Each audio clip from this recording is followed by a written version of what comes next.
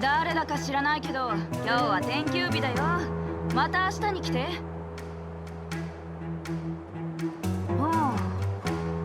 あ、思い出した。ベロブルグの外からやってきた3人だ。たく、まだ街をうろついてるのか。シルバーメインに追われてる身だって自覚はないの？早く入ってきて。なるべく自然に目をつけられないように。私のところまで来たのならもう安全だよ。このからくり工房は防音だし、普段は誰も来ないから。それで一体何の罪を犯したんだ？前線からシルバーメインを撤退させてまであんたたちを探してる。上層部のみんなも怖がってるよ。うちらは。待て、ミツキ。ブローニャから聞いたんだ。お前を完全に信頼していいと。なんだそれ。ブローニャを強調して自分たちはまだ私のことを信頼してないと言いたいわけ？まあ警戒心があることは悪くないけどね。安心しなよ。私なんかがカカリアに話しかけられるわけないから。私を喧騒者から追い出したのが彼女だから、今さら近づく理由もないし、喧騒者が確実な証拠を示さない限り私はあんたたちが罪人だとは思わない。それに私の喧騒者に対する理解からすると、本当に証拠があるならとっくに示してるだろうね。もう見慣れたやり方さ。カカリアはね、いつもこうなんだ。先にみんなをバタバタさせる。だってバタバタし始めると細かく考えられる人はそういないからね。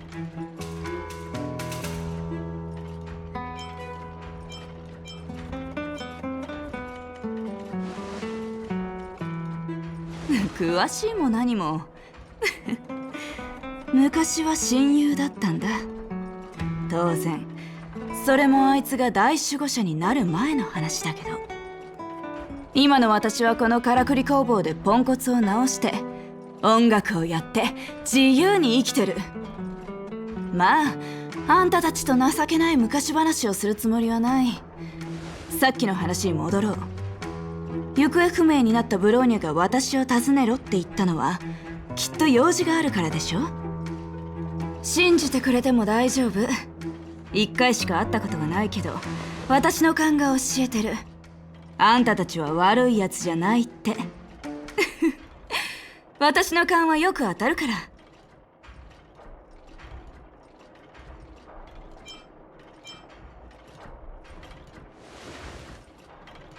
講談ならうち得意だよ。あまり大げさに言わないといいんだが。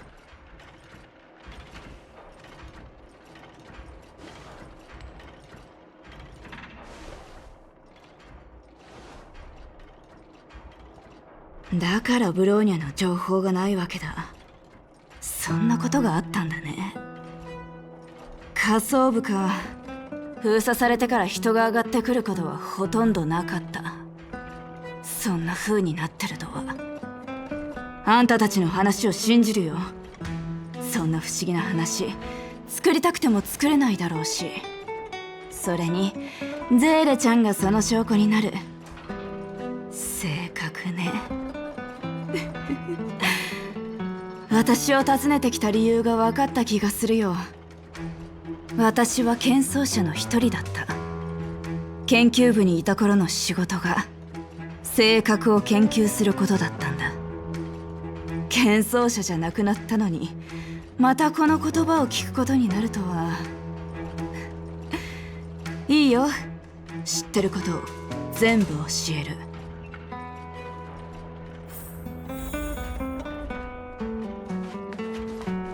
ベロブルグで性格の存在を知ってる人間は少ない。存在を知っていてもそれを劣化や寒波の根源に結びつけて考えることはない。でもそのロボットスバローグのメモリーデータによれば、喧騒者たちはずっと前から真実にたどり着いてた。ただ研究結果はわざと隠され外部に知られないようになっていたと。私の運が悪かったんだ。あれほどあるテーマからわざわざ性格を選んでしまった。どうやら性格の真実に触れようとした人間は誰でも追放されたり処理されたりするらしいね。もしかしたら私はカカリアに感謝するべきかもしれない。彼女は私を追い出しただけだったから。もっと大変だけど後が楽になる方法もあったのに。私は性格と劣化の関係を割り出し、真実にかなり近づいていた。残念なことに性格が劣化の原因だと証明する前に検捜者に追放されたんだけどね。免職になる前、私はちょうど性格の現場実測を申請していた。あれは私のテーマだったけど、一度も実物を見たことはなかったんだ。全ての研究が歴史資料と実験室に作られた議事情景に基づいて行われていた。初歩的な研究報告と申請を出してからすぐ私の処分が下された。誰かが研究を続けてほしくなかったのは明らかだよ。カカリア、私たちはもう何年も話をしてない。かつて私と彼女はいい友人で何でも話し合う仲だった。でも大守護者の座についてから彼女は完全に変わってしまった。かつての信念、それからあの情熱、まるで何らかの力によって肉体から引き抜かれたようだった。彼女は自ら私を追放する命令を下した。私には会おうともしなかった。その後の彼女の行為はよくわからない。とっくの昔に普通の理屈で彼女を推し量るのは諦めたんだ。時々私が彼女は実は全くの別人じゃないかと疑ってしまう。こんな可能性はない？もしかしたら守護者は代々受け継がれる意識で本当のカカリアはもう消えてしまったとか。代々の大守護者があの理解しがたい意思決定と彼女を駆り立てているとか？わからないこの考えで一曲書いてもいいかもしれないね。ジェパード？絶対ダメだよ。あいつはとてもまっすぐだけど融通が利かないことで有名だから。弟は命令を何よりも重要に思っている。あんたがブローニャの手紙を盾にしてもあいつはブレない。あいつと話すにはコツがいるんだ。説得するなら私が出ることになる。ただ今はまだいい作戦を思いついていない。知ってるよ。直接見たことはないけど疑似実験と観測でおおよその位置はつかんだ。観測結果によれば性格はベロブログの北に位置するあの広い雪原のどこかだよ。俺たちは必ず性格を見つけなければならない。早ければ早いほどいい。それもできればカカリアが行動する前にだ。方向を教えてくれないか？問題ないよ。ちょうどそうしようと思っていた。でもあの道は口で言うほど簡単に進めるものじゃない。ベロブルグの北はほとんど劣化に飲み込まれている。北部の雪原に向かうにはシルバーメインの前線の禁止区域禁区を抜ける必要がある。シルバーメインの禁区を無事に抜けられてもその先には大きな劣化が待ち構えている。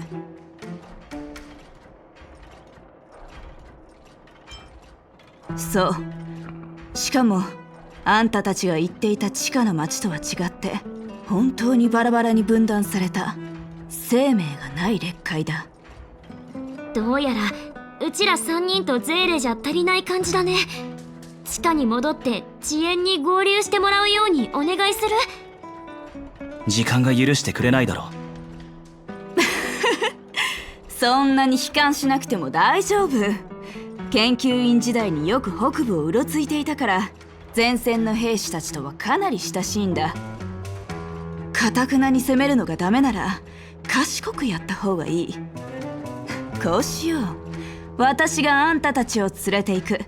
どう？ほんと最高じゃん。詳しい人の道案内があるだけで一安心だね。私も直接性格を見たいからね。あれは私が10年以上取り組んできたテーマだ。人生に全部で何回10年間があると思う？これで決まりだね。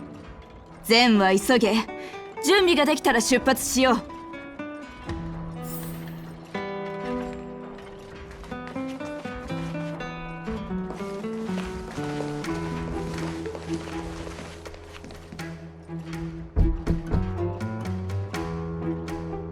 まずい。弟が今日来るって言ってたのを忘れてた。あんたたちはどこかに隠れてて私が対応するから。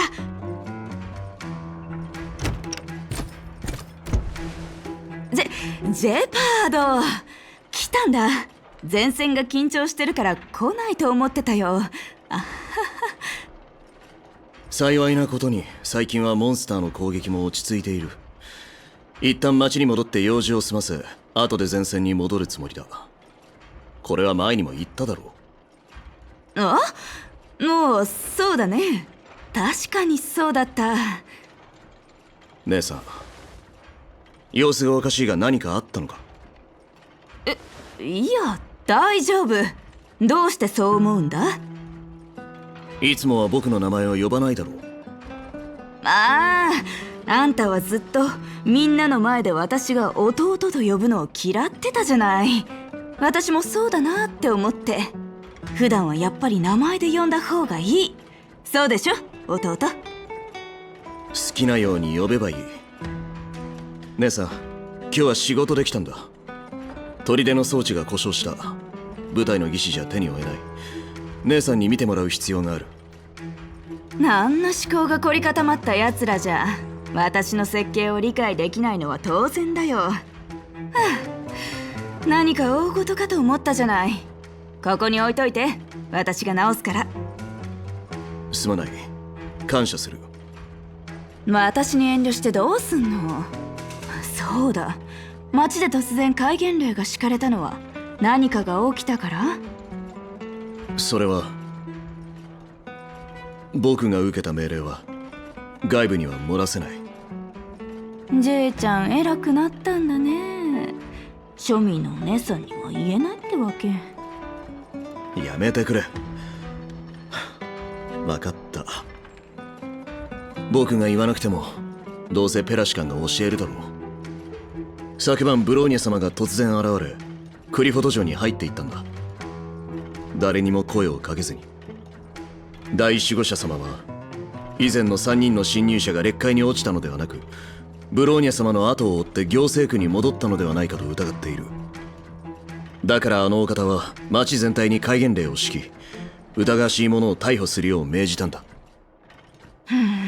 なるほどね。だから今までブローニャの情報がなかったのか。彼女は今どうしてる？わからない。彼女はクリフォド城を離れていない。大守護者様はただ彼女が帰ってきたとだけ。他には何も言っていないんだ。そうか、心配だね。彼女がいなくなってからペラの仕事量は倍増して外出もままならないんだ。ペラシカンは本当に姉さんに全部喋っているのか？ああ、そうだ。前回ゲーテホテルの周年記念限定水筒をここに置いていたな。持っていくよ。待って。どうしたんだ姉さん。今日は本当に様子がおかしいぞ。そこはそうだ。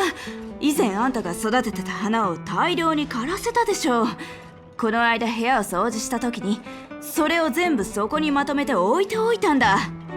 匂いがすごいから近寄らない方がいい。理由がおかしいことはともかくとして、本当に部屋の掃除をしたんだな。また禁止されている研究をしているんじゃないのか。してない。あんたってやつはお姉さんを何だと思ってるわけ？もういい。確かに姉さんのプライベートを侵害するのは良くない。仕事があるからもう行く。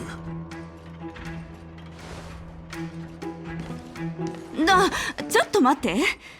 その侵入者たちってただ聞くだけなんだけど、どんな罪を犯したの？喧騒者を陥れ、ベロブルグの破滅を目論んだ。私を処分した理由と大差ないんだね。カカリアの手段は少しも変わってないのか。そんなことを言うな、姉さん。姉さんが大守護者様に不満があるのは知っているが、その話は笑えない。また叱られたね。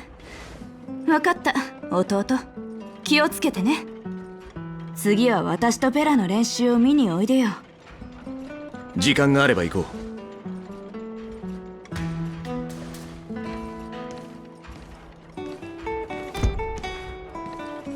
う。出てきていいよ。もう安全なはず。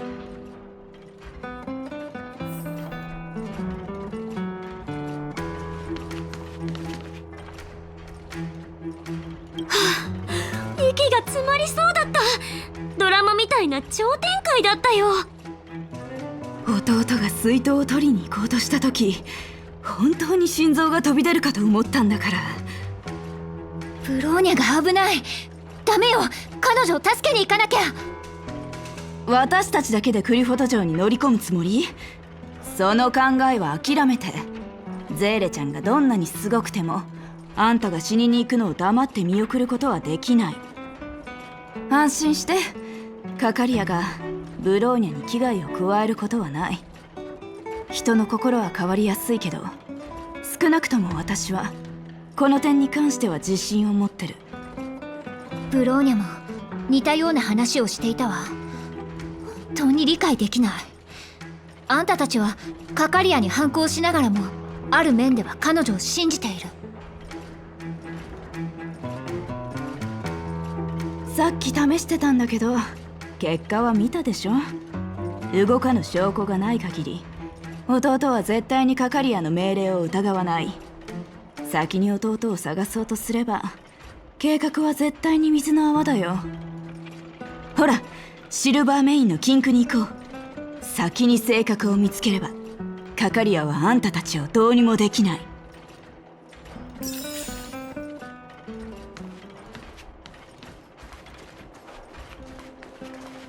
ブローニャ、彼女は本当に無事なの？そんなに彼女を心配するなんて。仲のいい友人？寄ってらっしゃい、見てらっしゃい。仲がいいほどではないわ。ただ彼女と約束したの。安心して。彼女は私が知ってる中で最も強い女の子だよ。ええ、それは私もよく知ってるわ。超厳重な警備、忍び込むのは無理そうだね。セーバル、今こそ知恵で出し抜く時だよ。よし、お姉さんに任せなさい。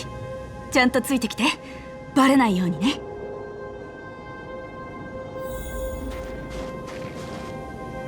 ここから先は軍事エリアで関係者以外立ち入り禁止だ。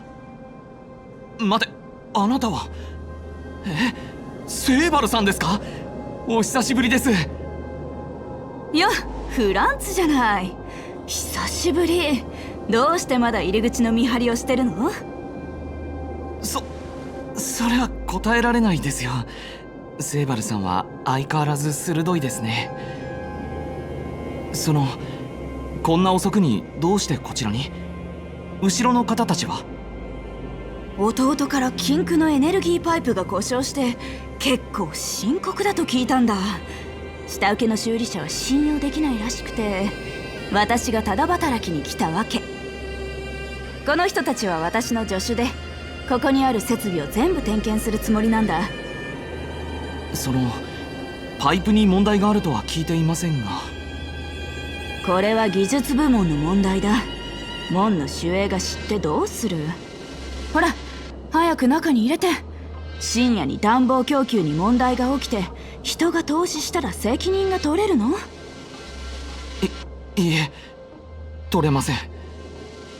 ジェパード自衛官のお姉さんなら問題ないよな。わかりました。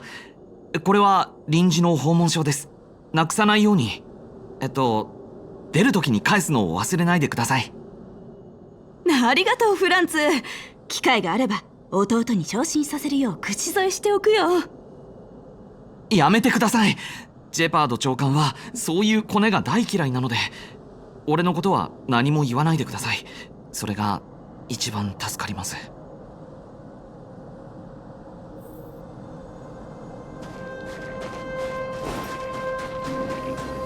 ほら簡単だったでしょ。さすがジェパードのお姉さん。私はジェパードのお姉さん。真ん中にあるあの機械の桟橋が見える？桟橋を抜けた向こうがこの世の地獄だ。果てが見えない劣界、疲弊したシルバーメインたち、それに死の匂いが漂う空気だよ。さらに北部に向かいたいのならあの地獄を抜ける必要がある。覚悟はいい？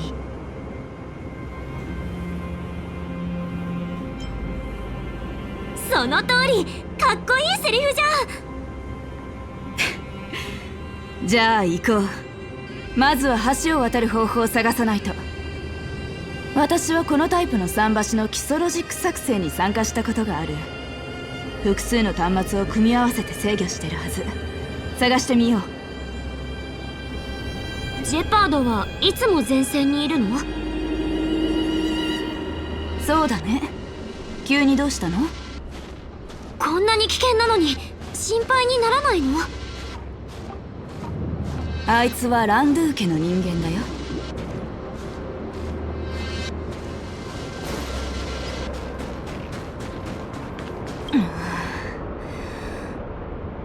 ダメ。この端末はオフラインだ。ここからでは操作できない。じゃあどうすればいいのよ？他のを探してみよう。桟橋を結びつける各プラットフォームに似たような端末があるはず。すごく意外なんだけど、セーバルとジェパードって本当に兄弟？確かに私たち2人は性格と趣味が全く違うね。ランドゥー家は代々軍人なんだ。多くが若くして亡くなっていて、兄弟姉妹に残す時間はあまりなかった。だから誰もが自分の人生をしっかりと生きようとしている。ただそれだけ。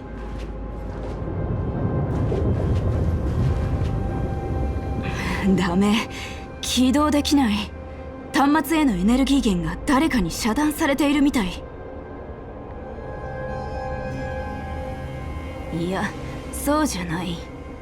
よく考えてみたんだけど、これは故意に設定されたものだと思う。前線の警戒期間中は桟橋を渡れないように動かして、そして後方では端末のエネルギーを切り、誤操作もしくは兵士が逃げるのを防ぐ。そうすれば前線が突破されても劣界のモンスターは桟橋を通って後方に侵入することはできない。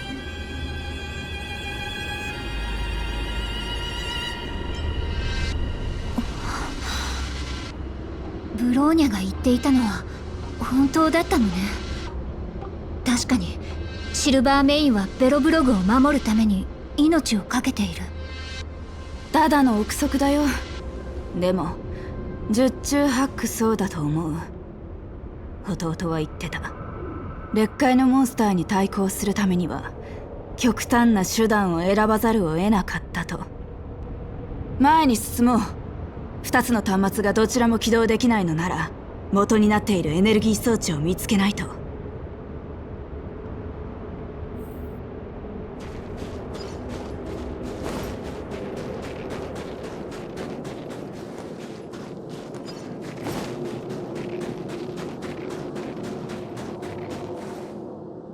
あれだ、大きな鉄のボールみたいなあれ。門を挟んだ向こう側だなんてめんどくさ。あれの正式名称は基幹エネルギー中枢だよ。これだけ多くのパイプがつながっているとなると、シルバーメインのキンク全体のエネルギーがこの装置によって賄われているはず。警備が厳重なのもうなずける。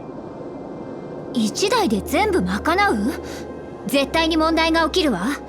私たちはそれで痛い目にあったのよ。この装置の権限を手に入れられれば桟橋の端末を操作できる。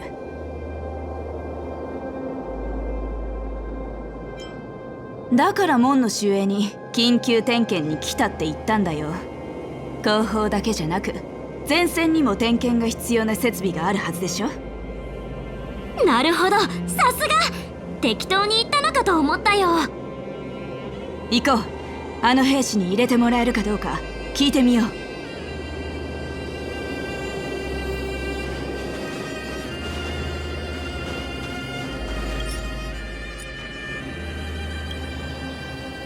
う。やあ、こんばんは、兵士さん。お前たちが緊急点検に来た技師か。しばらく辺りをうろついていたようだが、問題は見つかったか？いや、今のところ全て正常だよ。私の予想では問題はエネルギー中枢にある。定期点検をしたいから中に入れてくれない？私はこの設備のイテレーションに参加したことが。ダメだ。護衛隊長の暗号キーがない限り誰もエネルギー中枢に近づいてはならない。大守護者様が来てもダメ？大守護？その手には乗らないぞ。暗号キーがなければ誰も近づいてはならない。やば、この人頭が回るタイプだ。さっき暗号キーって言ったよね。どの隊長に会えばいい？ダン隊長は今休憩中だ。お前たちで探しに行け。隊長が認可すればお前たちを通してやる。ダン？はあ、早く行って。問題ないよ。後でまた会いに来る。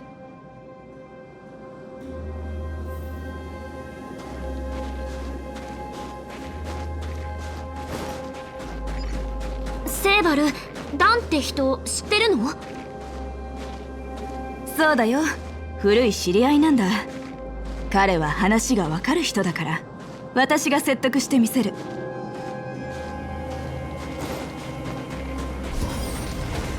やあ、ダン、久しぶり。あんた護衛隊長になったんだね。セーバル、久しぶりだな。相変わらず元気そうだな。紹介するよ。この人たちは私の助手。からくり工房の仕事を分担して手伝ってくれているんだ。みんな、彼は私の古い知り合いでダン隊長。昔は私のバンドのキーボードを担当しててかなりの腕前だったんだ。この兵士さんもロックをやるの？こんにちは。はじめまして。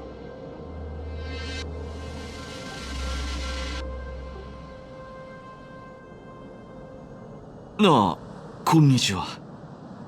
なんか変な匂いがするような。サッカレー、お前何日風呂に入ってないんだ？私はシフト交代でついさっき。もう一回言ってみろ。報告します。2日入っていません。みっともない。来客の前でよくそんな失礼なことを。すまない、情けない一面を見せてしまった。大丈夫だよ、ダン。そうだ、機会があればまた私と一緒にステージに立つ気はない？今のキーボードも悪くはないんだけどさ、やっぱ舞台でバンドをやってた頃が懐かしいんだよね。昔のことだ、セーバル。俺はもう久しく鍵盤には触れてない。それにこのキンクを一年中見張ってる俺じゃもう城内に戻る機会はないかもしれない。少しよそよそしい物言いだったな。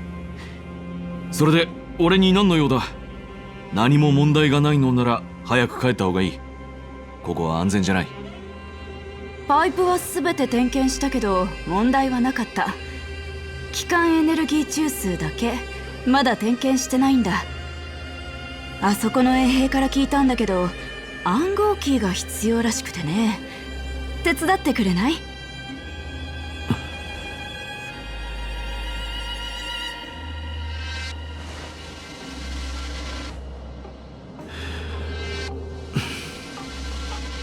どうしたのダン？すまないセイバル。ジェパード自衛官に何て言われてここに来たんだ？ん？ああ、それは姉さん、禁区のエネルギーパイプが故障した。あの役立たずの技師たちでは原因すらわからないってな感じだったかな。じゃあもう一つ、彼はいつ連絡をしたんだ？今朝かな。そう、今朝だよ。今日は市街の巡回を担当してるんだってね。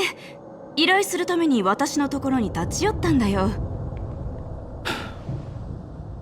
ジェパード長官はさっき前線に戻ってきたばかりだ。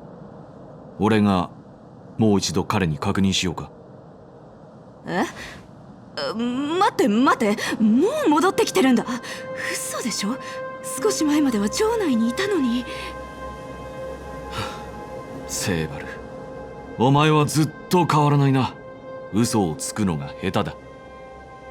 連れてきた者たちも工房の助手じゃないんだな。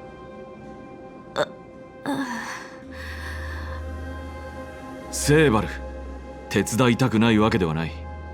だが俺がベロブルグのシルバーメインだということを忘れてはならない。セーバル、お前は先に戻るんだ。このことは誰にも言わない。だがこのよそ者たちはここに残ってもらう。交渉は失敗だ。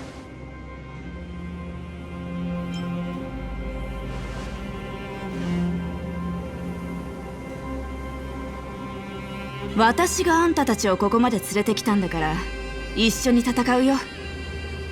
この件はベロブルグに関係する。いや、世界の運命に関わる。ダン、私たちを通して。セーバル、かつて毎日のようにバンドの練習を共にしたお前ならわかるだろう。俺のロック魂は軍人としての尊厳を守ることだと。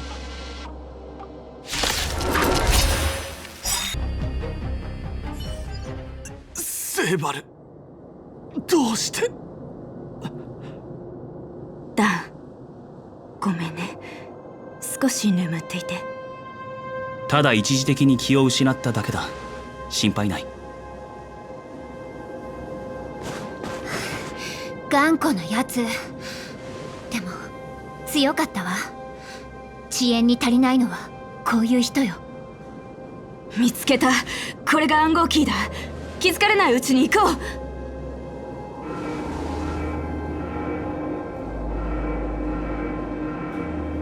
今気づかれたよ。これは敵襲警報。後方エリア全体のシルバーメインが敵になる。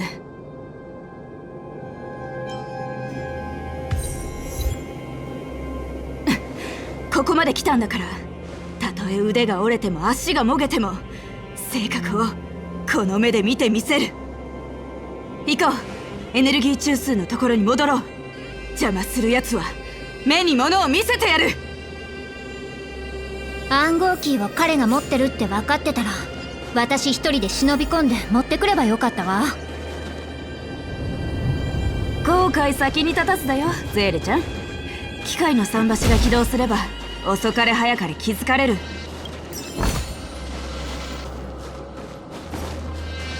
誰かいるのか。逃げだぞ。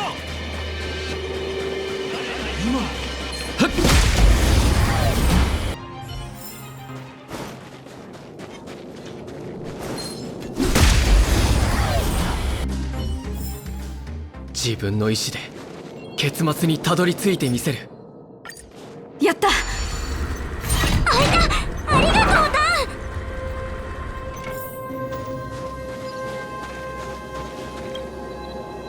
少し時間をちょうだい。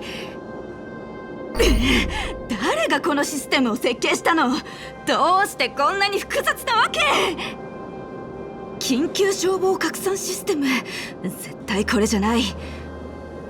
ダンスフロアロックンロールモード？誰が組み込んだんだ？しかも私の曲を使ってるし。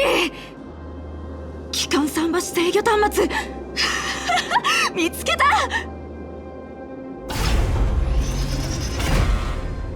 よし、エネルギーシステムがオンラインになった。桟橋の端末を操作しに行こう。あのさ、セイバル、桟橋を渡ったとしても向こうにもたくさん兵士がいるんだよね。そうだよ、間違いない。じゃあどうすんの？一直線に包囲網を突破するか、理屈で解き伏せるか、臨機応変に行こう。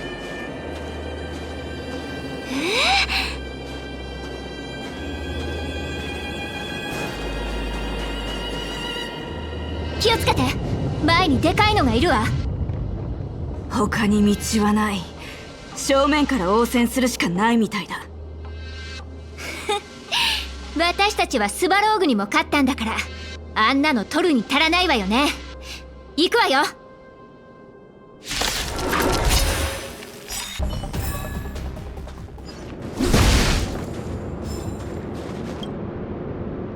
エネルギー供給回復、システムオンライン検証開始。早くして。 40%、 65、85。やっと終わった。これで桟橋を操作する権限が手に入ったよ。急い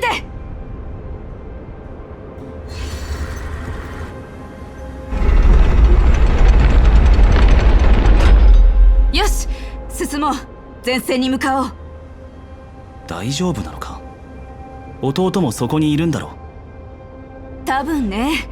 鉢合わせないのが一番いいけど、もしやったら話し合いを試みるしかない。彼を説得できる自信はあるのか？自信ね、3割以下かな。つまりまた武力行使になる可能性があるんだな。うちだっていつも誰かを説得しようとして最後には戦ってるよね。確認したいことがある、セイバル。もし俺たちと弟の意見が割れたら、お前は俺たちの側に立つのか？それはもちろん。お姉さんは有言実行だよ。最後まであんたたちの味方をするって約束したんだから、それを破ることはしない。次の冒険の前に姫子に交渉のコツを教えてもらわないとだね。拳に頼って問題を解決するなんて少女らしい上品さに欠けると思う。弟が入隊してから私たちは喧嘩をしなくなった。小さい頃はいつも私に勝てなかったけど、今は。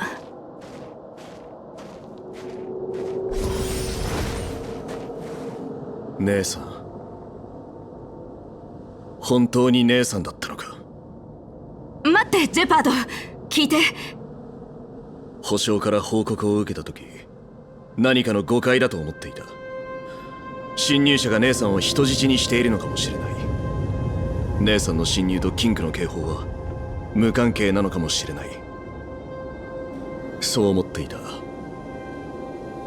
だが姉さん、侵入者から離れ、ゆっくりと僕の後ろに来るんだ。姉さんと彼らは違う。ごめん弟、私は彼らの味方をするって決めたんだ。数分間だけちょうだい。数分だけでいいからちゃんと説明する。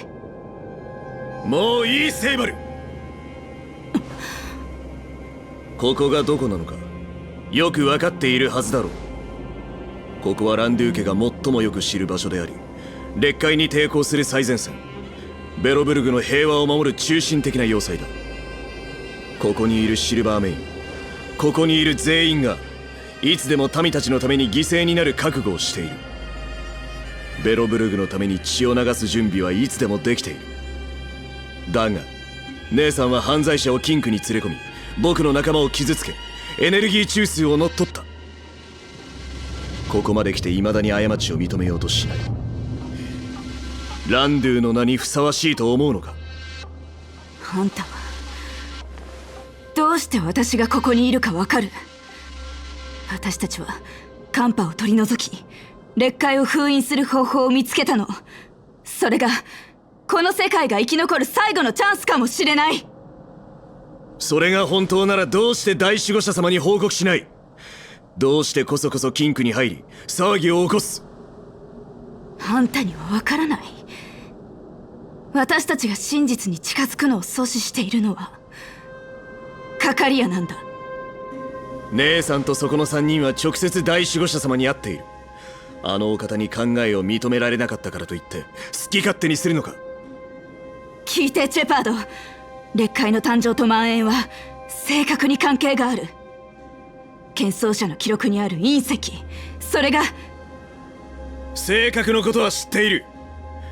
姉さんの後ろの罪人たちはそのために来たんだ。大守護者様はすでに真実を教えてくださった。その者たちには別の魂胆がある。剣争者の宝を盗もうとしているんだ。大守護者様は早くから僕に警告されていた。姉さんは奇抜な考えを持ち、禁忌の知識に触れ、ベロブルグに災いを呼び込むと。だが僕は姉さんを信じていた。民に対する忠誠を信じていた。それなのにシルバーメイン整列、彼らを捕らえろ。劣界のモンスターはいつ襲ってくるかわからない。この者たちに割く時間はない。禁忌は真実が隠されているからこそ禁忌なんだ。カカリアは私がそれらの知識を知ること、真実が明るみに出ることを恐れている。世界を救うために私たちは一か八かの賭けに出るしかなかった。もういい。私が言いたいのはそれだけだ。あんたが信じるかどうかは私には関係ない。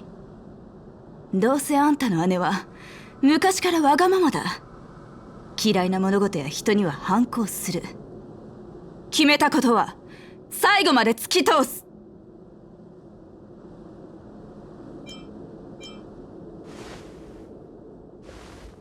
その説明は裁判官の前でしてくれ。今守衛官として命令を下す。シルバーメインの禁区を乱した犯人を捕らえろ。これは子供の頃のお遊びじゃない。姉さん、手加減はしない。砦の故障はまだ直してないんだ。大口を叩かないでよね、弟。交渉しようとしてもいつも最後には必ず戦いになるってうちは言ったよね。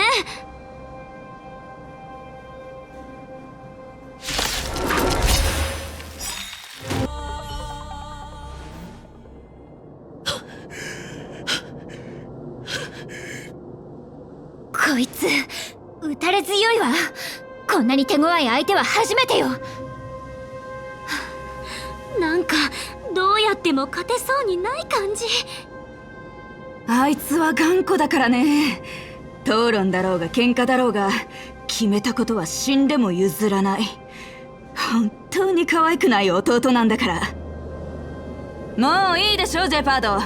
周りを見なさい。立ってるのはあんただけだよ。僕一人だけでも屈服はしない。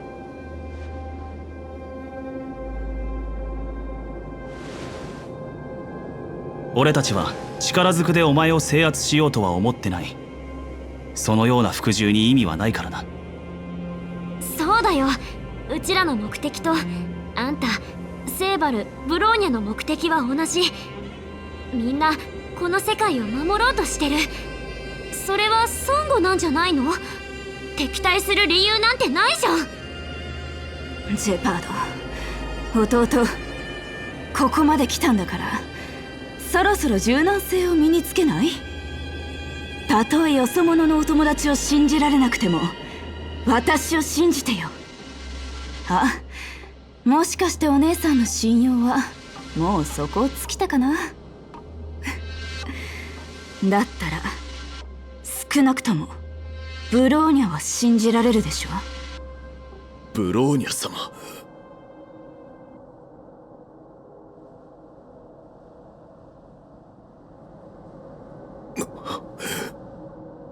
言うべきことは全部言ったからね。弟よ、何をするべきかは自分で決めなさい。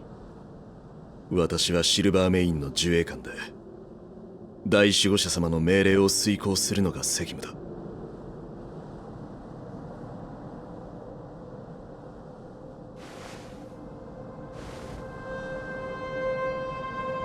だがブローニャ様は事実上の前線指揮官だ。軍機では前線の指揮と後方の剣装者の指令が対立した場合、そのまま待機して指示を待つことになっている。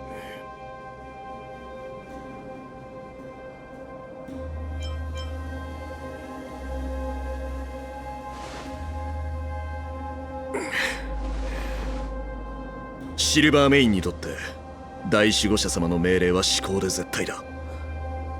だが誓いの中には彼女の指揮と同じくらい重要なものがある。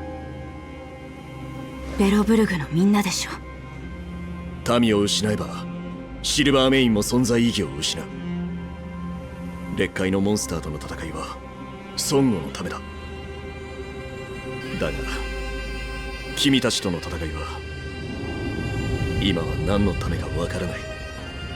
拡大し続ける災いを本当に止められるのなら、ベロブルグの人々は君たちに恩義を感じるはずだ。もし君たちが真の目的を隠すため嘘に嘘を塗り重ねてブローニャ様と姉さんを利用しているのなら、僕がクリフォトに誓って容赦なく君たちに制裁を加えよう。嘘なんてついてないわよ。保証する。君がゼーレか。いい腕前だった。だがシルバーメインの戦法とは違っていた。信じるかどうかは気にしないけど、この人たちは確かに仮想部でたくさん活躍したわ。大勢の人が保証してくれるわよ。分かった。このまま北に向かうのなら完全に侵食された劣界を越えないと反対側の雪原にはたどり着けない。次の襲撃が来る前にシルバーメインは少しは時間を稼ぐことができる。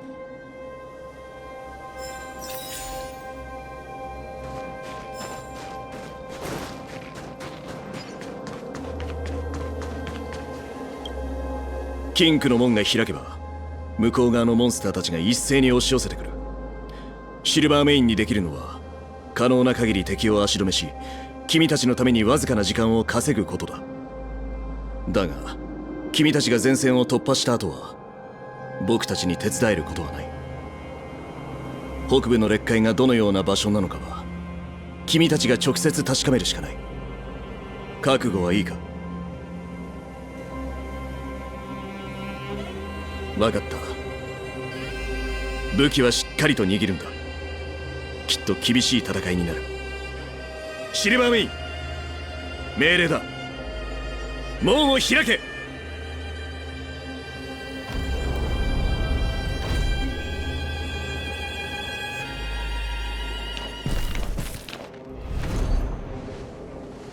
毎日こんな攻撃を受けてるの？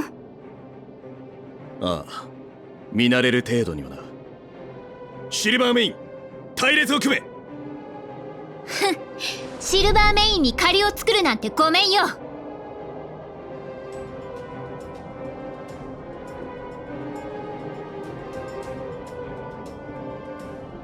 来たね。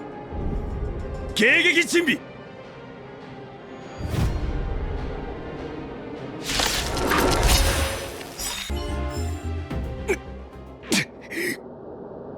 だから言ったでしょジェパード、まだ砦は直してないんだから無理しないで。これはまだ第一波の敵だ。奴らはすぐにまた集まってくる。僕はお姉ちゃんの言うことを聞きなさい。シルバーメイン、一目見ればわかるわ。まだ傷が痛むんでしょ。よそ者たち、ゼーレちゃん、次の攻撃が始まる前に早く行って。セーバル、うちらと一緒に性格を探しに行かないの？弟がこんな状態なんだ。さっき思いっきり懲らしめたから、これは私の責任。それに私が手伝わないと次の戦いはどうなるかわからないでしょ。私も本当はあんたたちと一緒に生きたい。ずっとこの目で見たいと思っていた性格が目と鼻の先にあるんだから。でも私はランドゥー家の娘だ。弟とシルバーメインたちを残していくことはできない。だからそっちは任せるよ。あんたたちならきっとできる。私はあんたたちに希望を見出してるんだ。カカリアが気づく前に性格を手に入れて。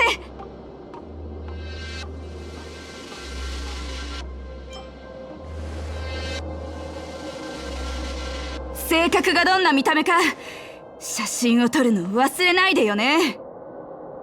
約束する。安心して、うちらはすごいんだから。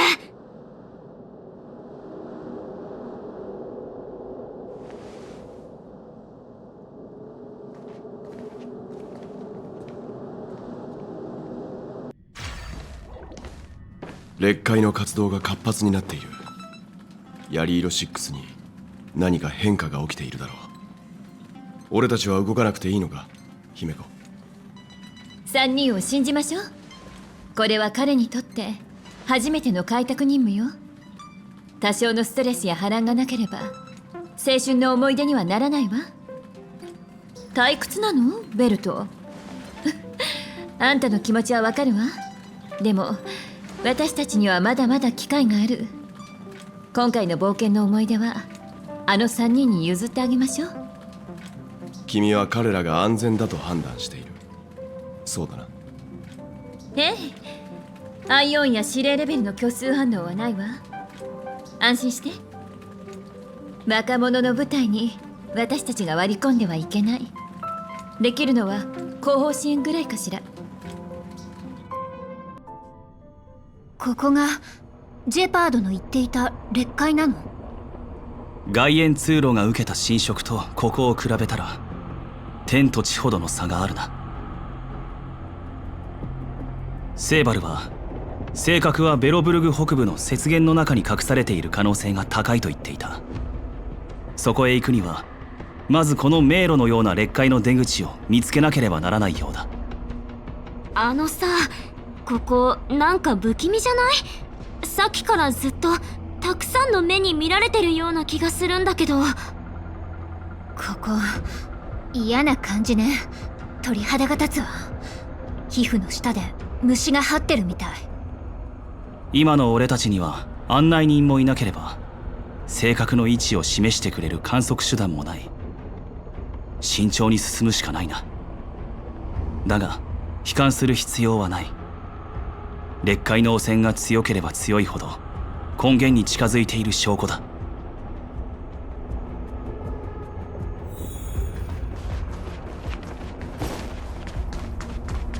見て、あそこの地面、何か落ちてない？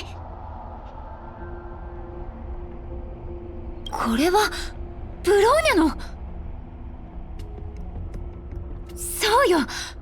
まさか彼女はもうここにいるの？ねえ、あれ見て。あれってブローニャじゃん。なんでカカリアもいるの？いや、あれは彼女たちではない。あれはある種の残影か。劣界が複製したエネルギーの残滓のようなものだろう。じゃあ2人は確かにここに来てたってことだよね。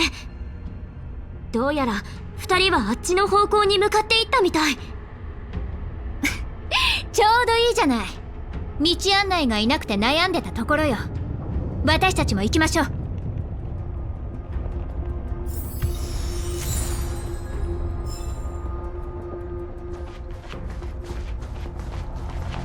ここがどのような場所なのかまだ教えてくださらないのですね、お母様。700年前、ここはかつてベロブルグの北の境界線であり、アリサランドが初めてシルバーメインを率いてレギオンに対抗した古戦場だ。今となってはただの廃れた回廊で、あらゆる場所に旧世界の残滓が漂っているだけだがな。だがこれら断片的な表彰に惑わされるな、ブローニャ。約束が果たされる日、この廃墟は新たな世界の苗床となるのだ。お母様は本当に正確の約束を信じているのですか？あれは壁の外に吹雪を呼び裂塊を生んだ。そして私たちの文明を破滅に追いやった。そして私たちの祖先はその破滅を受け入れないという過ちを犯した。天外から侵入者が降臨した瞬間から世界は死の宣告を受けたのだ。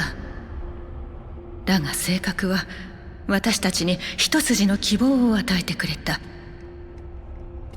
新たに生まれ変わるには対価がいる。旧世界の痕跡を消し去り、無意味に生きながらえることを諦める。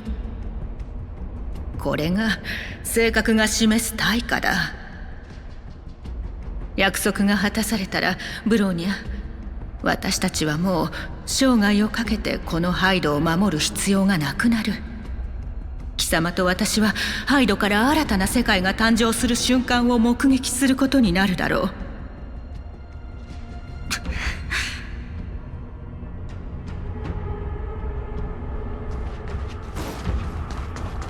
この装置すごく複雑ね。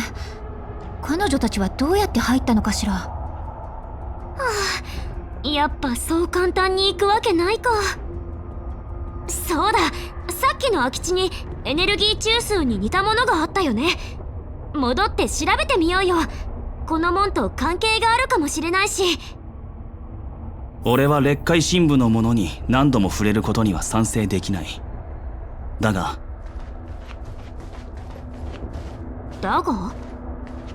他に方法はない。七に陥れて後行くだ。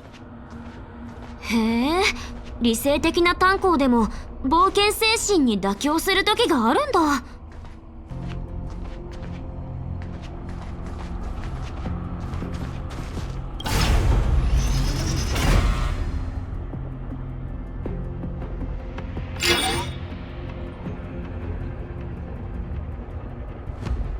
どう？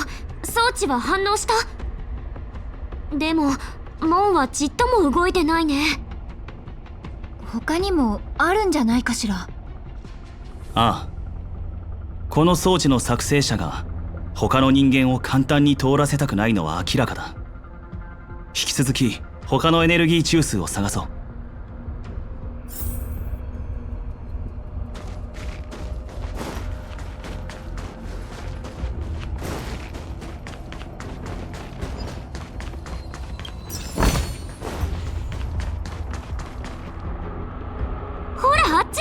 次の装置が見えた気がする。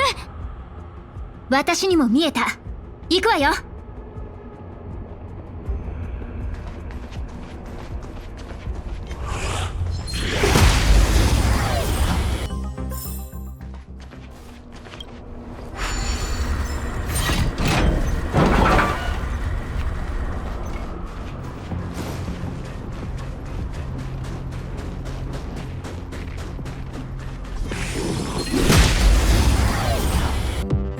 あのモンスター、エネルギー中枢を守ってるみたい。そのようだ。妙だな。裂塊のモンスターは人造物を発。みんな、今の音聞こえた？きっとこの装置も解除されたんだ。よし、次の探しに行こう。次の装置はあったわ。あの門の後ろよ。スイッチがない。何とかして回り込むぞ。こんな荒涼とした場所見たことない。リベットタウンですら人の生活の気配があったわ。リベットタウンは裂海から伸びた一本の触覚に過ぎない。俺たちが今から行こうとしているのはその心臓部だ。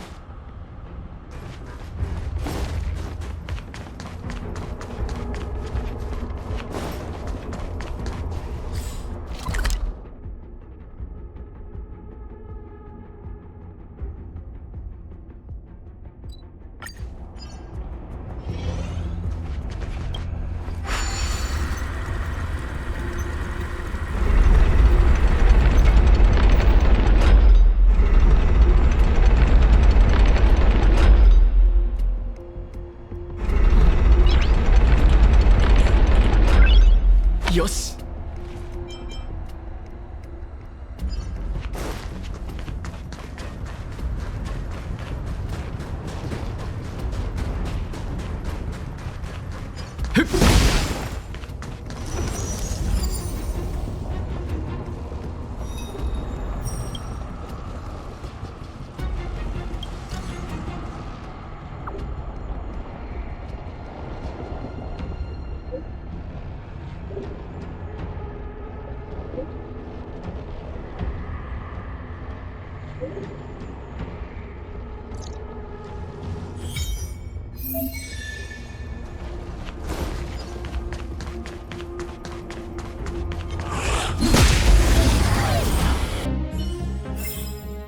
自分の意志で結末にたどり着いてみせる。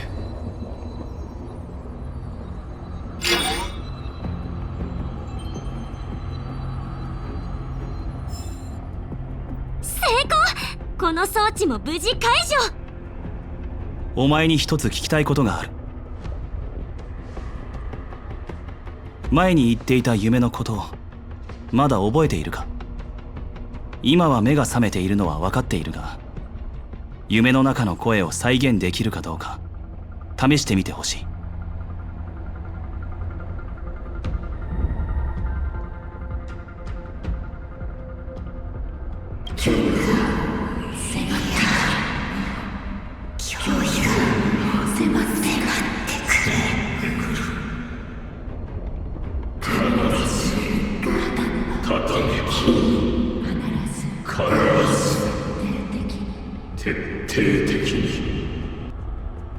どうだ？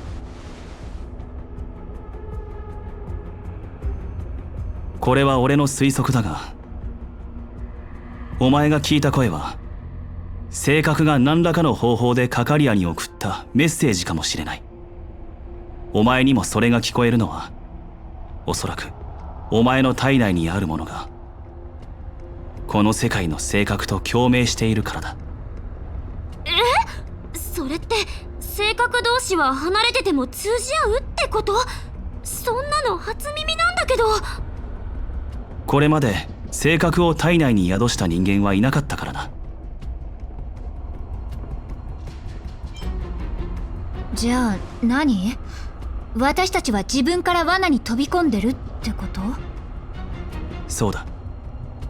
そしてブローニャはおとりである可能性が高い。炭鉱の推測なら十中八九間違いないと思う。でもそれが分かっても今さら引き返すのは無理だよ。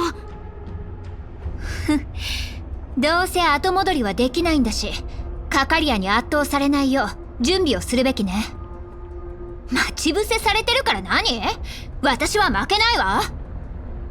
ブローニャを助けてカカリアをボッコボコにして性格とやらを粉々にしてやるんだから。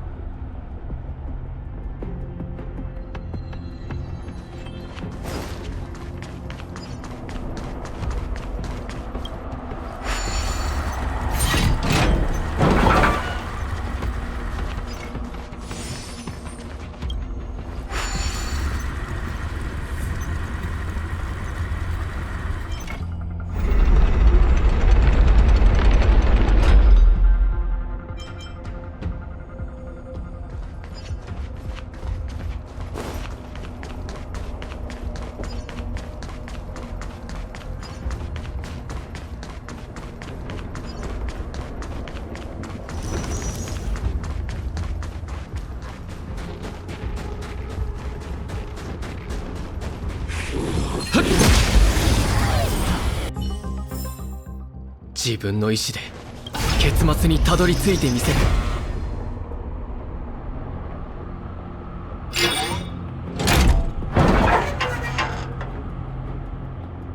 成功だね。すっごく大変だったけど、これで門の装置は解除できたはず。ブローニャに近づいたわね。早く行くわよ。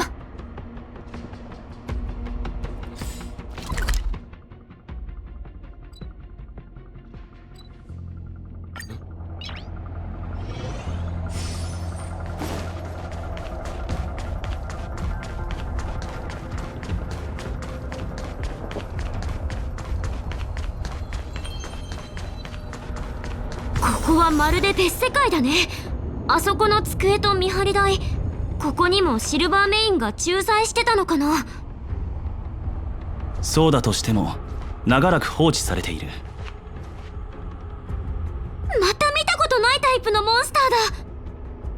俺たちがいる場所を考えれば新たな敵が出現しない方がおかしい。どんな化け物かなんてどうでもいいわ。私たちの邪魔をするなら叩きのめすだけよ。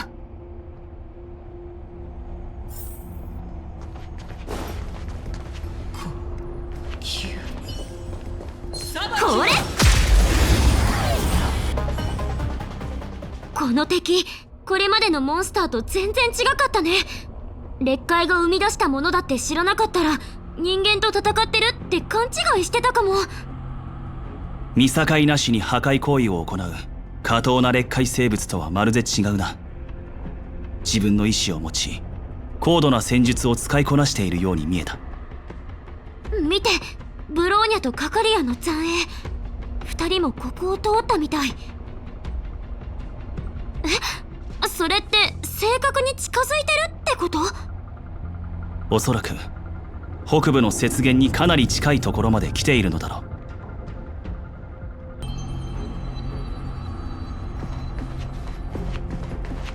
最初の守護者はここでシルバーメインを率いて戦い、大きな犠牲と引き換えにほんのひとときの休息を得た。しかし異世界から来たレギオンは疲れを知らなかった。彼女はすぐに生身の人間がこのような強大な敵に立ち向かうのは不可能だと悟った。絶望の中で彼女は正確に意識を向け、最初の願いをかけた。その後に起きたことは貴様も知っているだろう。つまり寒波は人類の願いによって生まれた災いだった。皮肉だろう。性格はただ人類の願いを叶えただけなのに、我々はその後数百年にもわたりそのことをひた隠しにしていた。さらにはあれを使って性格を制御しようと試みるなど、情けない上に笑える話だ。あれ、この世界に属さない技術で作られたもの。旧時代の会社と建造者が性格を収容するために用いた抑制器だ。貴様が多くの疑問を抱いていることは知っている、娘よ。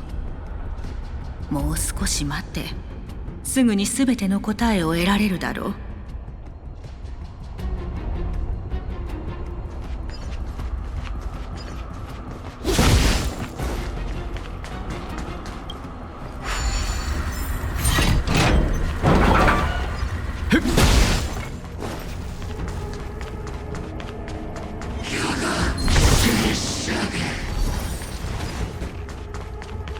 またあの女の影。今回はブローニャがそばにいないわね。どうせ劣界が生み出した幻でしょ。ねえ、ちょっと近づいてみようよ。なんかこれまでの残影とちょっと違う。侵入者。今もしかして喋った？近づけてはならない。まずい、美月、どいて。性格。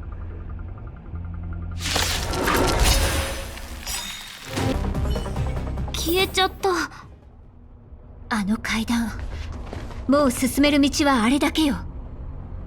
この先がどこにつながっていようと、そこが旅の終点だと考えていいだろう。こんなに早く終点に着きたくないな。うちはうちのために終わりなんて求めてないのに。つまりブローニャ、そして上層部と下層部の運命がこの先にある。私たちがその命運を握っているのね。変なの、恐怖とか緊張とかもっと感じると思っていたけど、そんなことなかったわ。今はただ現実味がないだけね。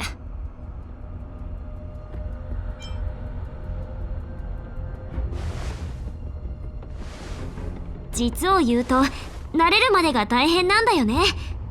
うちも前は姫子と陽おじちゃんに頼ってばっかだったし。列車は世界から世界を渡る。俺たちはただの貨客であり、物語の一節を見届けるものに過ぎない。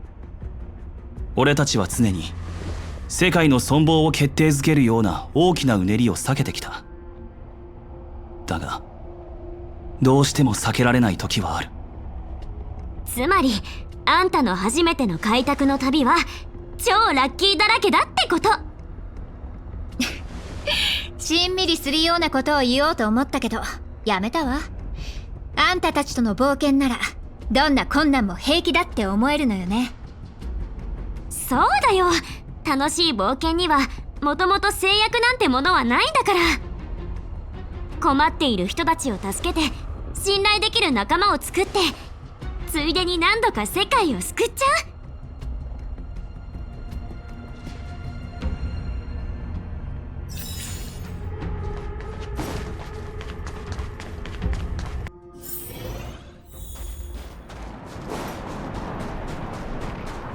寒い。開拓の力だけじゃこの寒さは耐えらんないよ。それはつまり俺たちが正確、この寒波の中心に近づいているということだ。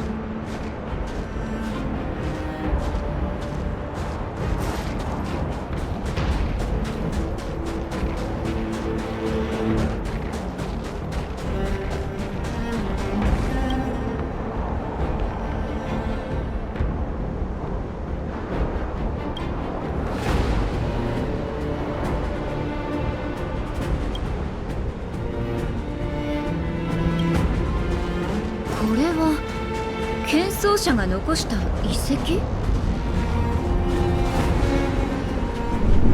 規則性のある城内の建物とは全く違うな。なんか大きな手のひらみたいじゃない？カカリアがブローニャを人質にして脅してきたらどうしよう。必ず助け出すに決まってるでしょ。彼女は下層部の、いえ、この世界の希望なんだから。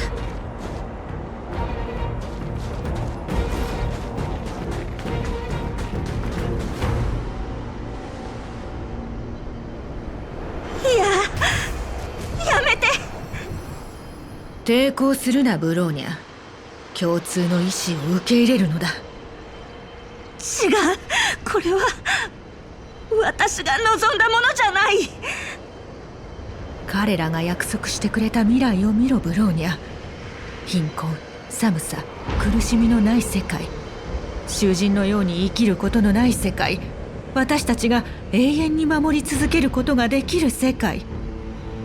700年間私たちは絶えず挑み、絶えず抗った。人間性という光が私たちを復興に導くと考えていた。だがその結果はどうだ。私たちは大敗を喫した。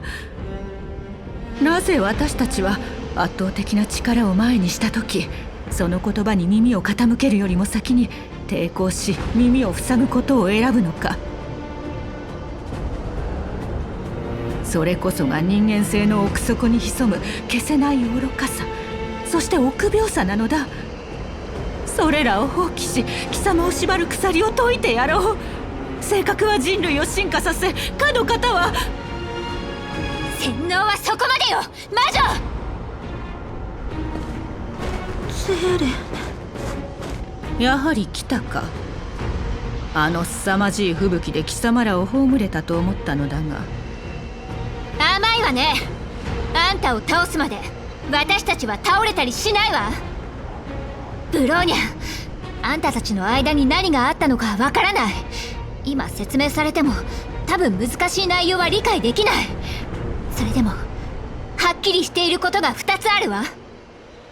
1つ目、こいつらは性格というものを封印するためにわざわざここまで来てる。2つ目、私が言ったことを覚えてる？あんたに何かあったら私が必ず助けに行くって。そういうことだから。分かったかしら？たとえあんたがそこにいる女に洗脳されて私たちの約束をきれいさっぱり忘れてたとしても、私はあんたをぶん殴ってでも連れて帰るわ。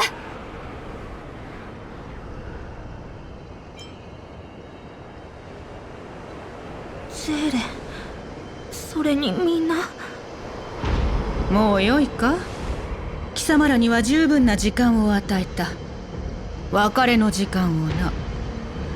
貴様をここに連れてきたのにはもう一つ理由がある。それを教える時だ、ブローニャ。私は貴様の選択を見届けたい。私は全ての真実を貴様に告げた。性格との取引も私たちのかけた願いについても。私たちの間にもう秘密はない。何年も前、初めて性格の声が耳に届いた時、私は歴代の守護者たちと同じように目を閉じて耳を塞いだ。あの時の私は今の貴様と同じだ。苦しみながら継承者の言う尊護を守っていた。私の信念は揺るぎないものだった。しかしある日、突然現れた変数によって全てが崩れ、私の前にもう一つの選択肢が現れたのだ。それは古い秩序を覆し新たな世界を迎え入れるということ。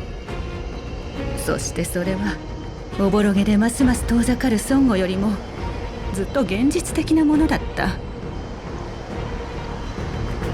私はずっとこれらをどのようにして貴様に伝えるか悩んでいた。約束された明日はいつか必ず訪れる。もし貴様が私のそばで共に新しい世界を見守ることができないのなら、私は苦痛に苛まれるだろう。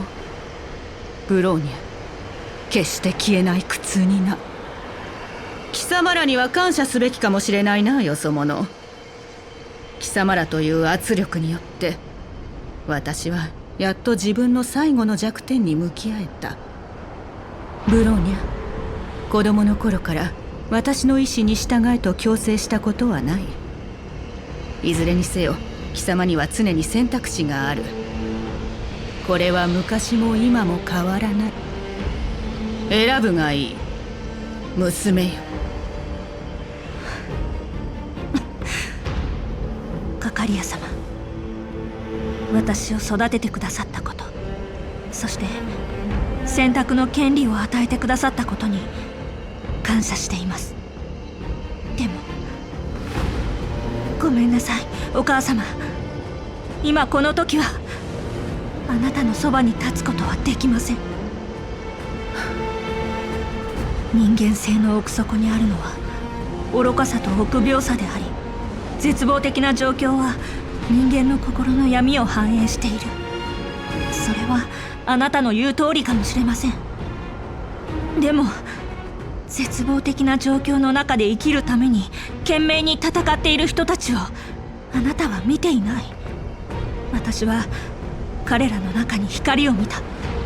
禁区の前線で、下層部で、あなたが見ようとしなかった隅っこで。私たちの祖先はこの町を自らの手で築き上げ、吹雪の中で文明を守るために戦ってきたのです。たとえ世界が崩壊する定めにあったとしても、その道は人間の手で切り開かれるべきものです。運命はこの災いの種に委ねるものじゃない。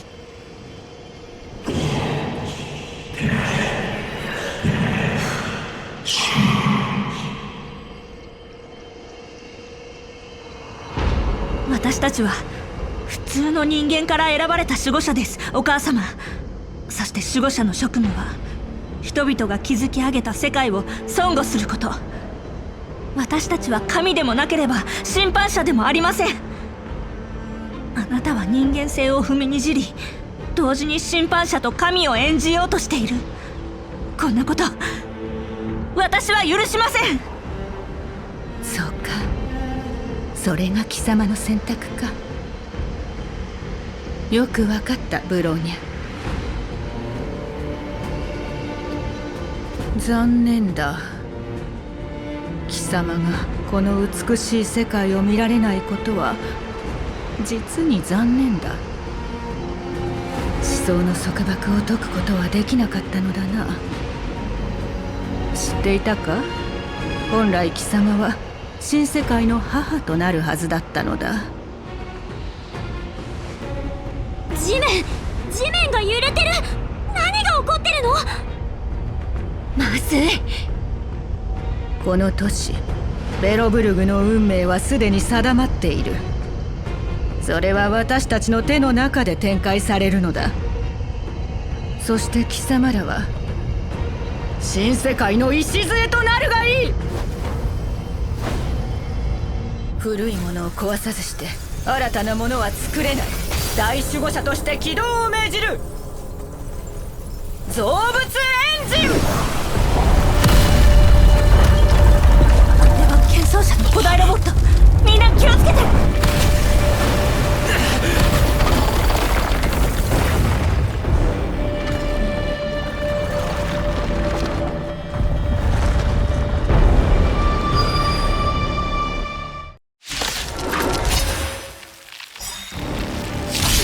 スワローグより1万倍も大きなロボット。絶対にあれを止めるわよ。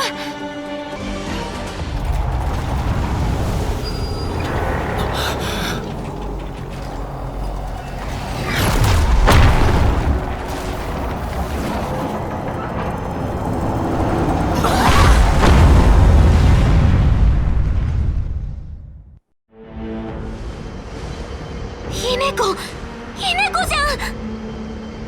もしもし、どうかしら？悪いわね。姫子、やっとうちらのことを思い出してくれたんだね。何？私とベルトは歩上であんたたちを心配してたわよ。どうやら世界の開拓のため劇的なようね。こんな大物一体動いてるのかしら。でも今してもらった方がいいわよね。あんただよ。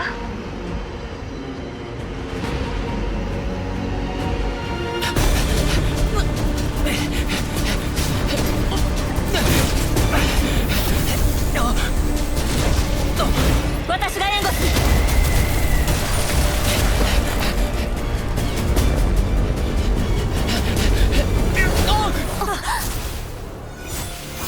捕まって。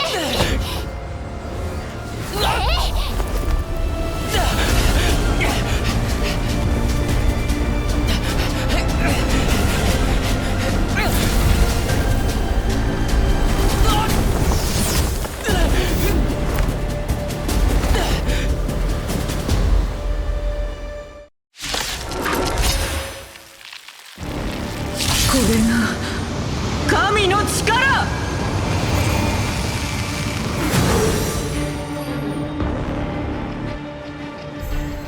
聞こえるか？力が湧き立っている。歌っているのだ。性格が約束した未来こそがこの世界の唯一の希望。700年前、それは反物質レギオンを駆逐した。そして今日再び貴様らの存在を抹消する。軟弱で愚かな人間どもね。どうやら身の程というものを知らないらしい。私が絶望を教えてやろう。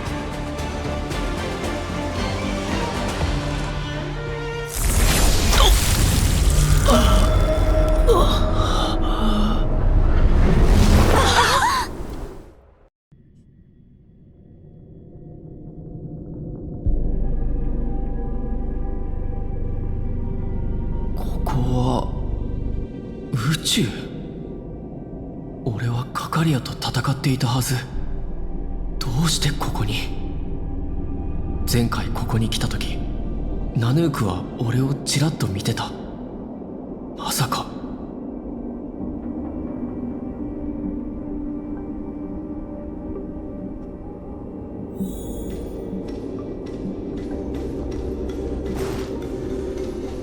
商業区が陥落しました。住民の避難は完了していますが、シルバーメイン26名が犠牲に。続けろジェパード。私にはわからないのです。犠牲になった兵士たちが本当に死んでしまったのか。ボロボロになった彼らが劣界の中でさまよっているところをこの目で見ました。あの中での出来事は世の摂理から逸脱している。狂っていると言っても過言ではありません。大守護者様、恐れながら申し上げます。現在の状況が続けば。分かっているジェパード。もうよい、下がれ。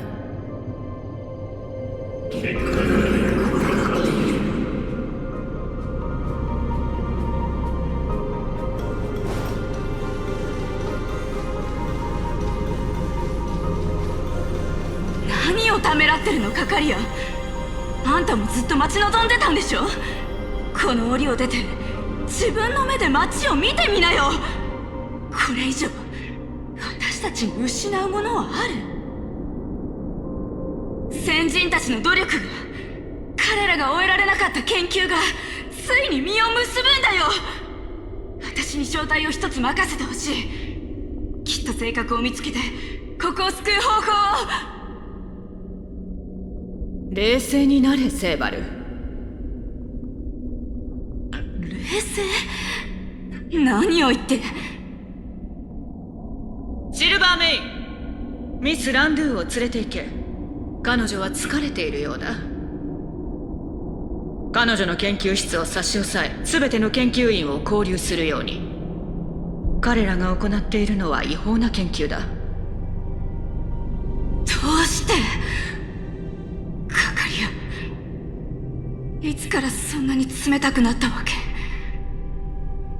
セーバル・ランドゥ、貴様はかつて私の最も大切な友人だった。しかし約束した新しい世界に彼女の居場所はない。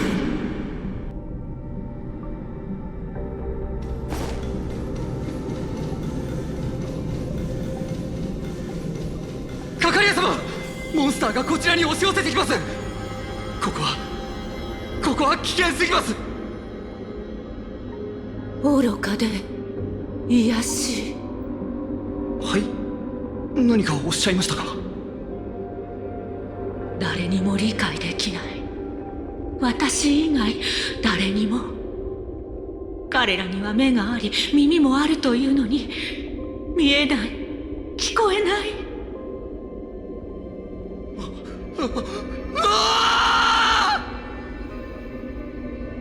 愚かな意志を糧とし、彼らの愚行と恐怖を許すのだ。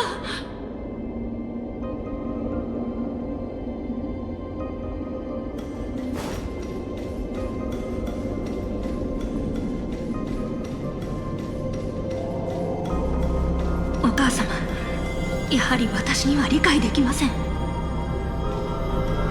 劣界の侵食はすでに下層部まで広がっています。シルバーメインを撤退させてしまったら、下に残った人々はどうやって身を守ればよいのですか？彼らの安全は自動騎兵が守るだろう。最も重要な防衛線はここだ。上層部が陥落すれば地下も瞬く間に滅びる。地上の防衛線は絶対に守り抜かなければならない。これが選択だ、ブローニャ。リーダーとして貴様は選択する勇気を持たなければならない。貴様と私たちにはさらに重要な使命がある。いつの日か貴様も選択を迫られることになるだろう。さらに重要な使命？今はまだ早い、ブローニャ。まだ早すぎるのだ。その時が来ればおのずとわかる。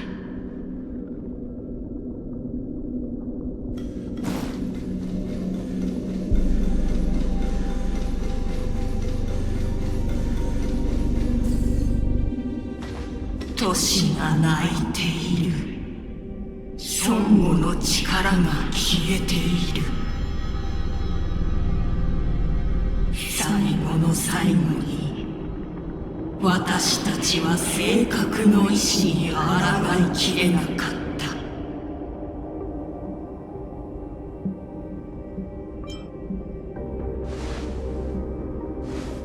なぜそう言い切れる？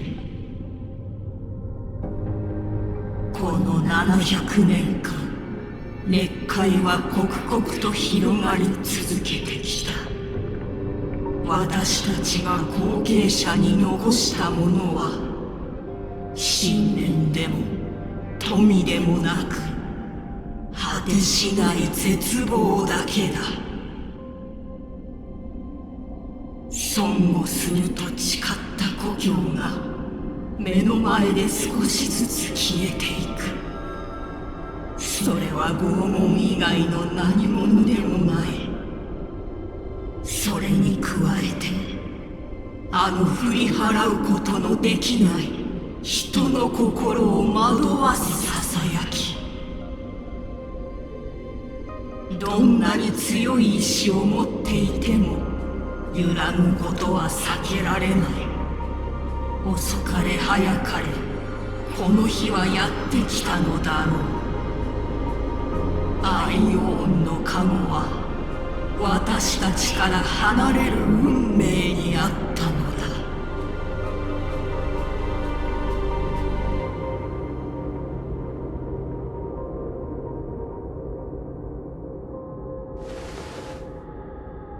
あなたは一介の価格に過ぎないというのに、頑くなに世界の運命を背負おうとする。それもいい。これ以上私たちに失うものなどあるだろうか。試してはならないことなどあるだろうか。琥珀の輝きに触れるがいい、開拓者。あなたの中にある孫悟の意志がかのアイオーンの目に留まるほどのものかどうか確かめよう。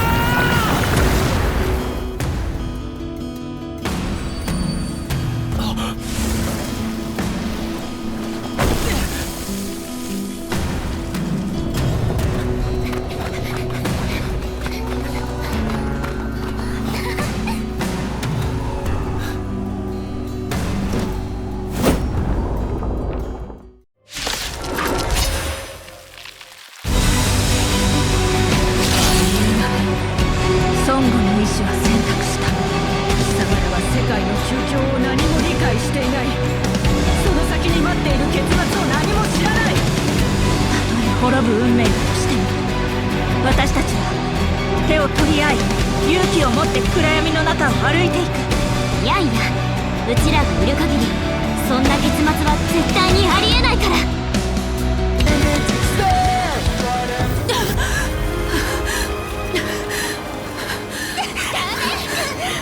正確は未来を約束した。そしていずれ全てを飲み込む。やめて。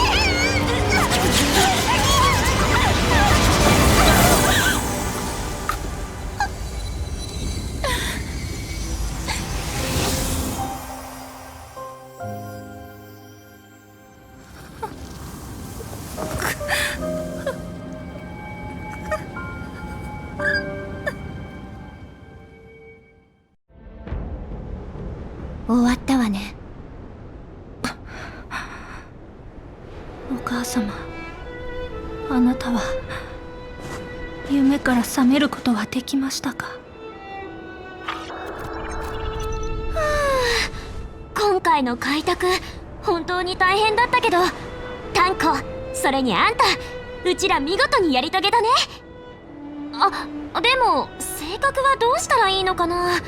今までは全部ヨウおじちゃんが処理してたけど。姫子さんとベルトさんには連絡を入れてある。この性格は2人が封印してくれるそうだ。さすが。これでこの世界の危機は去ったってことだよね。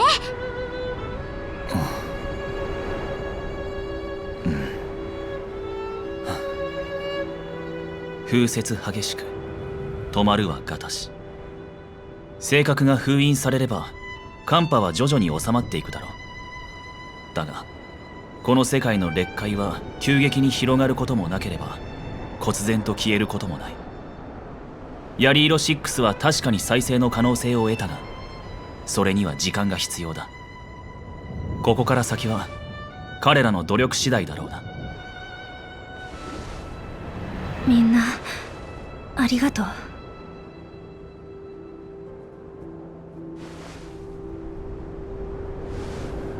ありがとう。でも私は大丈夫。心配はいらない。やるべきことはたくさんある。あの造物エンジンによる騒動にはきっと市民たちも気づいたはず。多くの疑惑を晴らす必要があるし、公表すべき真実もある。ただどうすればみんなに受け入れてもらえるのかわからない。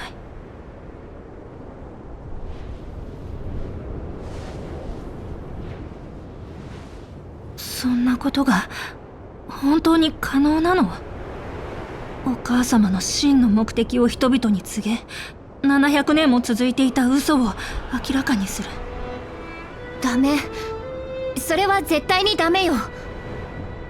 ゼーレ、私どう説明したらいいかわからないけど、他に方法はないと思うの。下層部で私たちは毎日ある言葉を子供たちに言い聞かせてた。明日はきっと良くなるってね。そうすればたとえ嘘だと分かっていても希望を抱いて眠ることができるから。もしここで起きたことが知れ渡ったらどうなるか想像できるでしょ。人々は間違いなく絶望してしまう。守護者さえ信用できなくなったら、私だったら何を信じればいいのか、何が信じられるのかわからなくなるわ。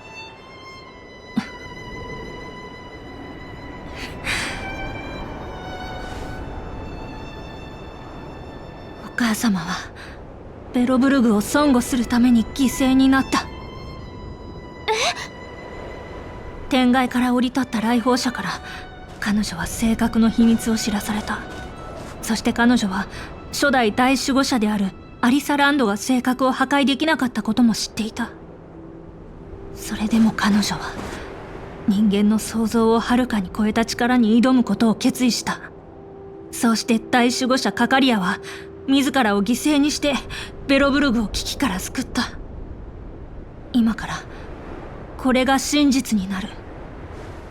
あなたたちはどう思う？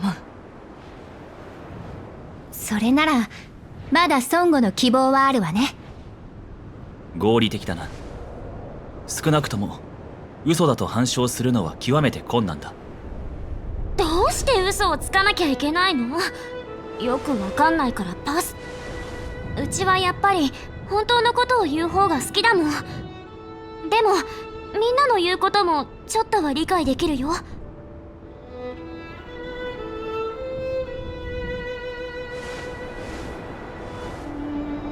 理解してくれてありがとう。多くの人にとってお母様は優秀な守護者だった。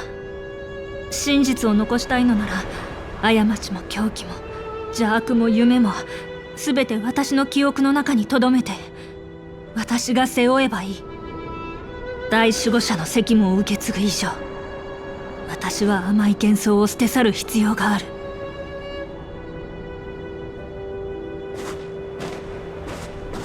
ごめんなさいツエレ。あなたにはこの秘密を私と一緒に守り続けてほしい。私たちの命が尽きるまでずっと。もちろん。どうすればいいか分かってるわ。ありがとう。それじゃあ前に約束した通り上下をつなぐ橋を架けるために動きましょう。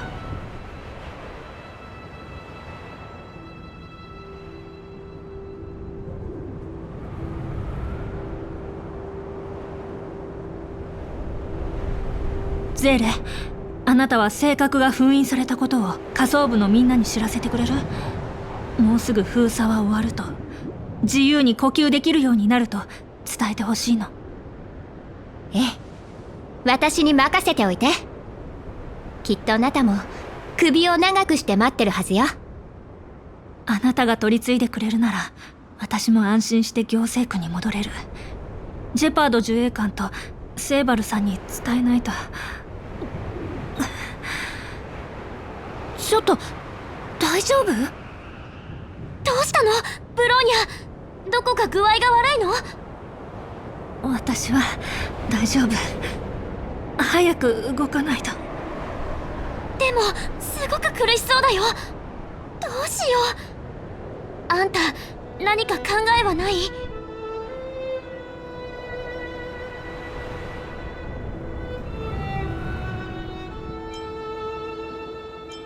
わかった。忘れるところだったけど、あんたたちまだ指名手配されてるんだったわね。私は下層部の人間だけど、あんたたちほど目立たないでしょうし。それじゃナタへの報告はあんたたちに任せるわ。ブローニャのため、ベロブルグのために、あんたたちも秘密を守るのよ。ねえ、さっき急にかっこいい武器を持って戦場に現れたけど、一体何があったのかちゃんとうちらに説明してくれない？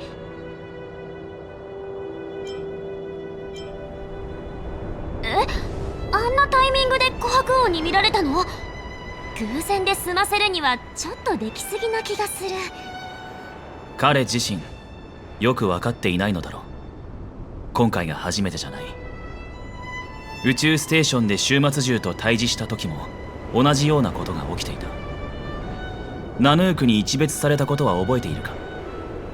今まで性格は壊滅と関係があると考えていたが、どうやらそんなに単純な話ではないようだ。一度ベルトさんに相談しなければ結論は出せない。まずは今やるべきことを終わらせよう。姫子さんとベルトさんが性格を処理している時に邪魔をするのは避けたい。この件について話すのは列車に戻ってからだ。そうだね。一度やると決めたことは最後までやり通さないと。早くナターシャを探しに行こう。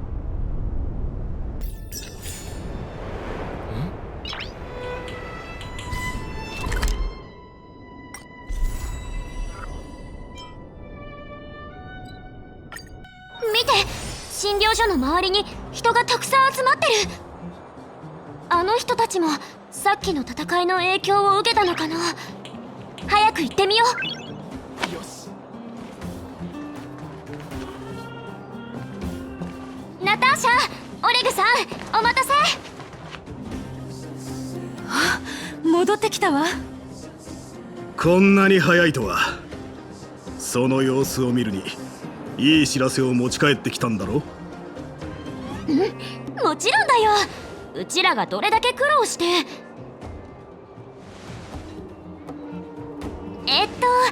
やっぱりこの子から話してもらおう。うちは報告とか得意じゃないし、余計なことを言ったらまずいでしょ。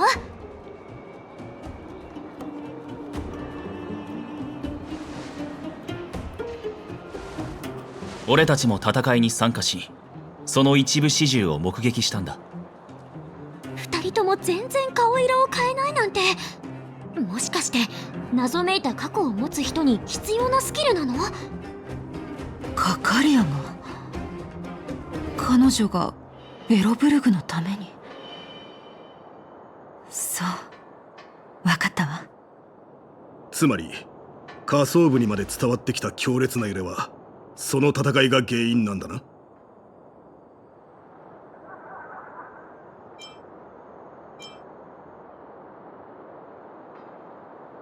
ありがとう。君たちが上で何を経験したのかは想像もつかないけど、いい結果になってよかったわ。ところでゼーレはどこに行ったの？安心して、ゼーレなら大丈夫。ブローニャが体調を崩したから今は彼女に付き添ってるの。そうだったのね。何はともあれ君たちが無事でよかったわ。カカリアが犠牲になったということは、あのシルバーメインの娘が守護者の地位を引き継ぐんだな。彼女は意志が強く、言ったことは必ず実行する娘だ。彼女の助けがあれば下層部はきっと生まれ変わることができる。そうだ、ブローニャから伝言を預かってるの。もうすぐ封鎖は終わり、自由に呼吸できるようになるってさ。自由に呼吸。そうね、それこそが私たちの願い。美月ちゃん、炭鉱くん、それに君ももう少しだけ力を貸してくれる？この希望の象徴となる知らせをみんなに伝えて緊張をほぐしたいの。あ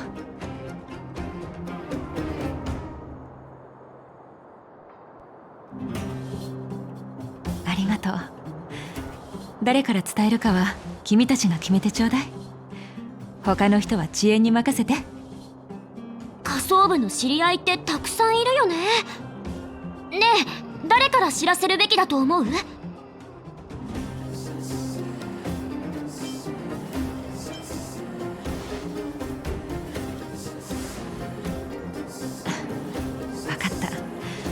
残りの人には私たちから伝えるわ。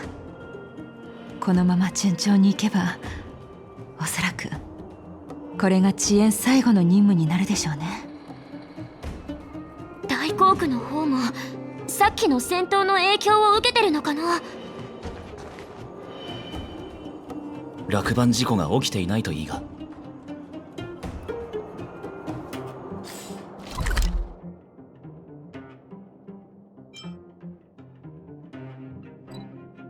見て、アントニアだよ。また流浪者たちと一緒にいるみたい。まさかまた喧嘩してる？早く様子を見に行こ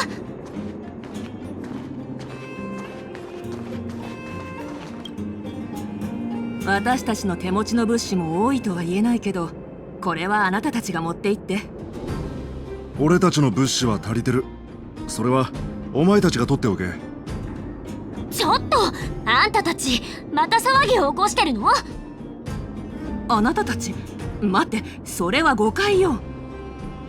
さっき工区が激しく揺れて小規模な土砂崩れが発生したんだけど、たまたま居合わせた流浪者たちが助けてくれたおかげで工区たちは無事に逃げ出すことができたの。だからどうやってお礼をすればいいか話し合ってたのよ。採掘チームの物資も潤沢ではないから。朗報？私たちと関係があるの？じゃあ真面目に聞かないとね。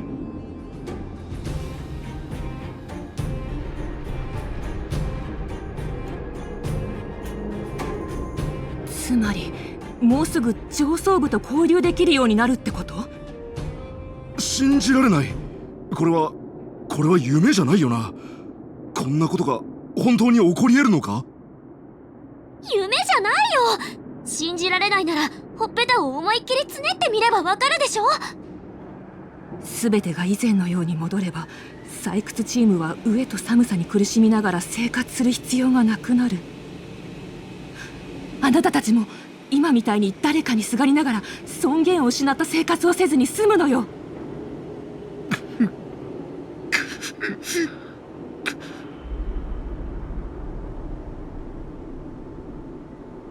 ありがとう、よそ者。あなたは採掘チームの救世主で下層部の人たちにとっての英雄よ。ナターシャに採掘チームは仕事を再開する準備を進めるって伝えてもらえる？本当にケーブルカー乗り場が解放されたら、私たちも甲府の代表を上に派遣して建装者と交渉するわ。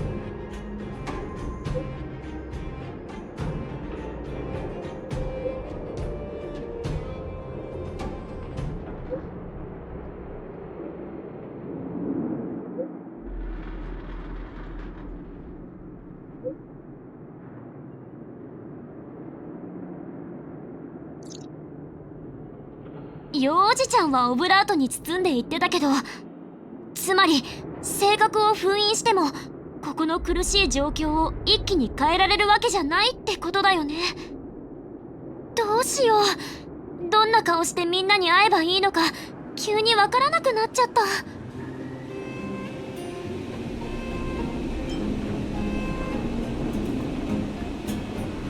性格とは残酷なものだ。少なくとも俺たちが今までに訪れてきた星に比べれば、ここには希望が残っている。やっぱりみんなに今の状況を説明した方がいいよね。折を見てブローニャに伝えよう。今はこの雰囲気を壊すべきではない。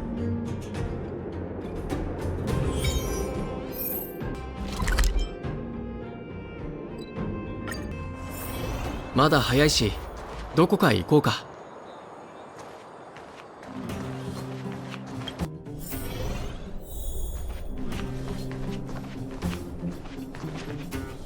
君の旅が病気や苦痛とは無縁でありますように。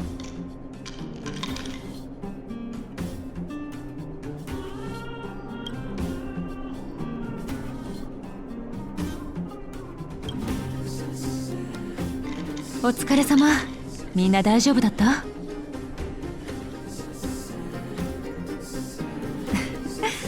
私としては面と向かって伝えることに大きな意味があると思うけど、あとは封鎖解除の知らせを待つだけね。ブローニャがあまりみんなを待たせないように祈ってるわ。そういえばスバローグとクラーラちゃんは守護者の一件で影響を受けたりしてないかな？大丈夫じゃないかしら。スバローグは遅延には遠慮がないけど、クラーラにはとても優しいから。でもどうしても心配なら機械集落に行って彼らを探してみるといいわ。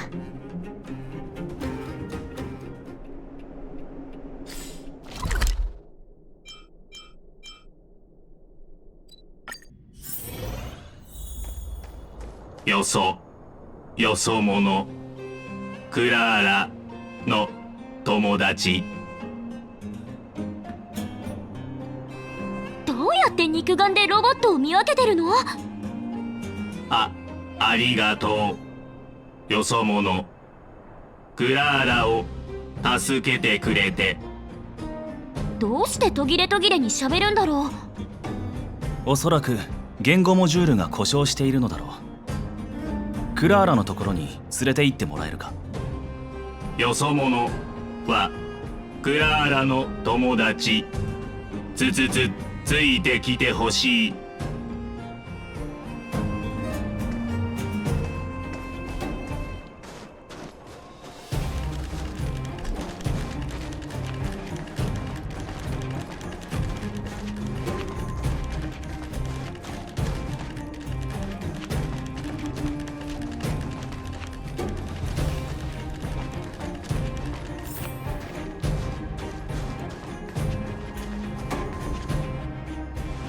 来客だ、クラーラ。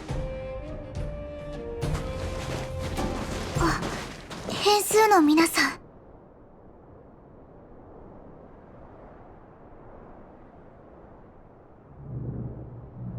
さっき大きな揺れを感じました。上から伝わってきたんだと思います。スワローグが言うにはそれは高い確率で計算再開。結論、造物エンジン可能性 97.66%。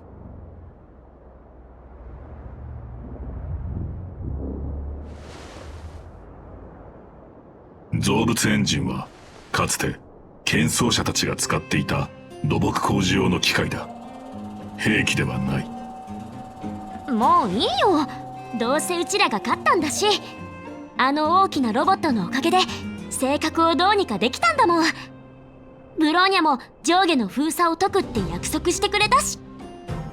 これでスワローグはもうしばらくの間は下層部の孫悟に悩まなくていいよね。ありがとう美月お姉さん。ありがとう皆さん。正直に言うとクラーラはあまり期待していなかったんです。でも今ならいいよねスワローグ。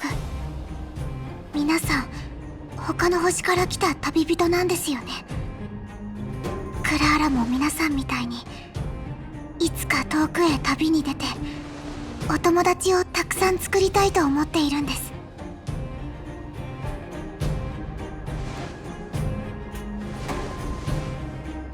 計算結果更新。任務ナンバー0001下層部の孫悟完了。任務終了。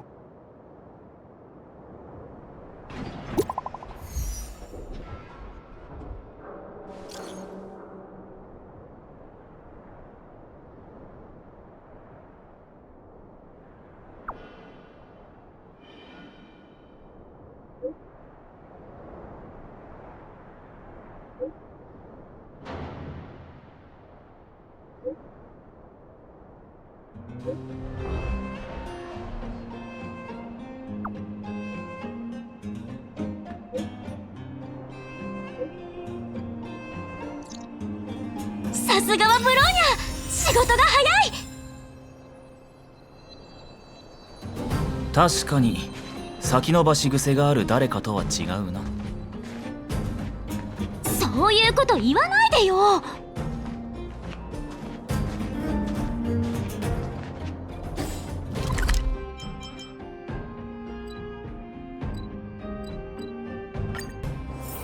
まだ早いし、どこかへ行こうか。間に合ったのね。君たちがこの歴史的瞬間を見逃してしまうんじゃないかと思ってたのよ。いやいや、ここまで頑張ったんだからせっかくの打ち上げを逃したりしないよ。そうだよねあんた。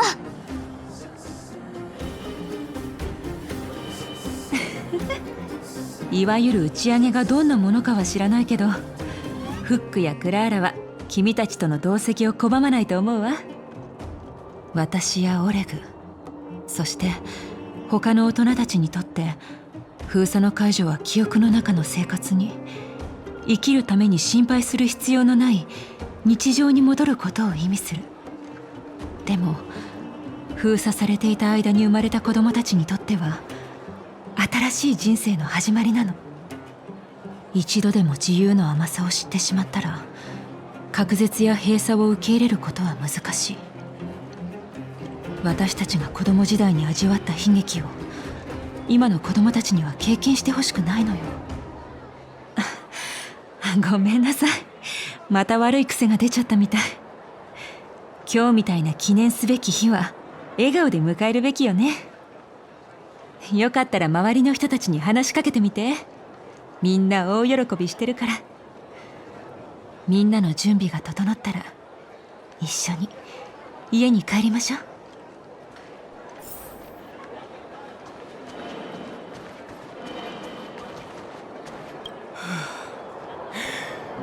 やっとケーブルカー運転手としての仕事を再開できる。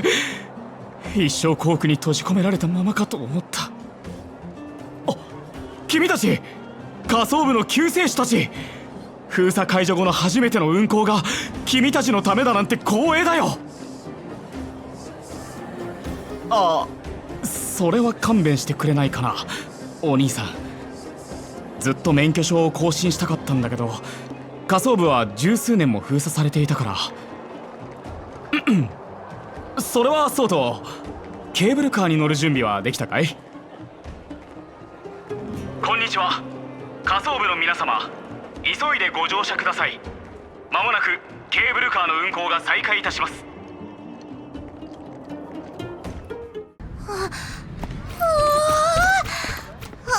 あの青い天井、すっごく広いな。あれは天井じゃないわ、フック。あれはね、空っていうのよ。ここが上層部ですか？空気の匂いが下層部と違いますね。鉄や地髄粉塵の匂いがほとんどしないだろう。大きく息を吸ってみろ。これが自由に呼吸するということだ。まさか生きて上層部に戻れるなんてな。下層部にいた十数年間、本当にいろいろなことがあった。そうだろ、ナターシャ。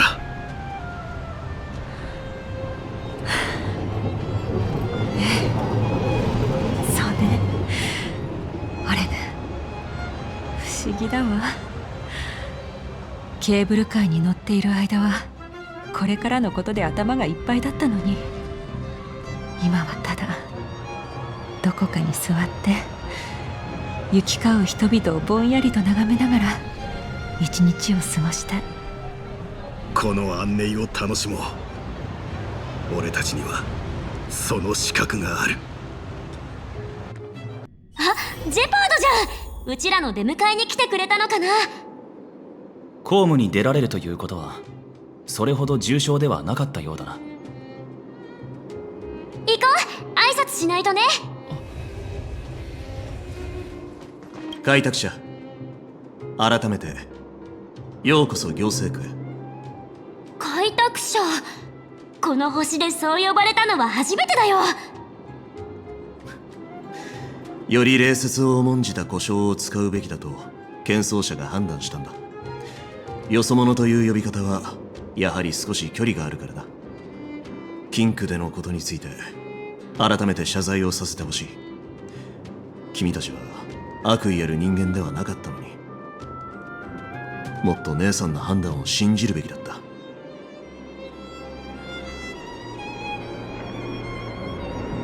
理解してくれてありがとう。もうすぐブローニャ様の就任スピーチが始まる。僕は彼女の命を受け、このことを君たちに知らせに来たんだ。え、もう準備できたの？ブローニャの体調は？あまり芳しくない。だがブローニャ様は一刻も早くスピーチを行い、全ての人々に納得のいく説明をしたいと固くなだった。スピーチは常冬の日の前で行われる。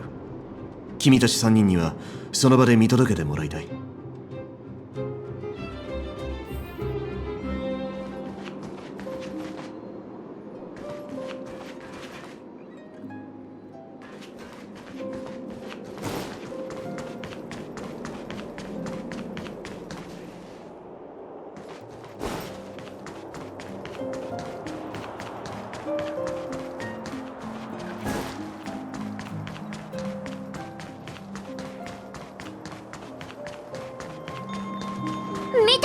人がたくさん集まってる。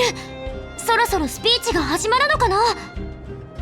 ああ、だがブローニャはまだ来ていないようだ。どこかで少し休憩しよう。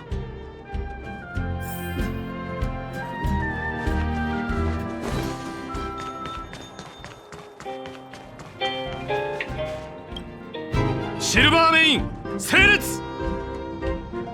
始まりそう。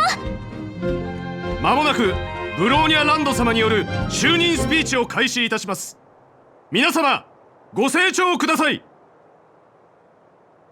ベロブルグ市民の皆さん、私たちが今日ここで共に祝うことができるのは、とある偉大な守護者が自らを犠牲にし、この都市を蝕んでいた災厄を駆逐したからです。カカリアランドの犠牲により、私たちは新たな一歩を踏み出せる。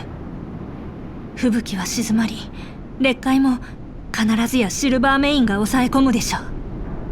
私は北の地で前任の大守護者が恐ろしい力に立ち向かう姿を目にしました。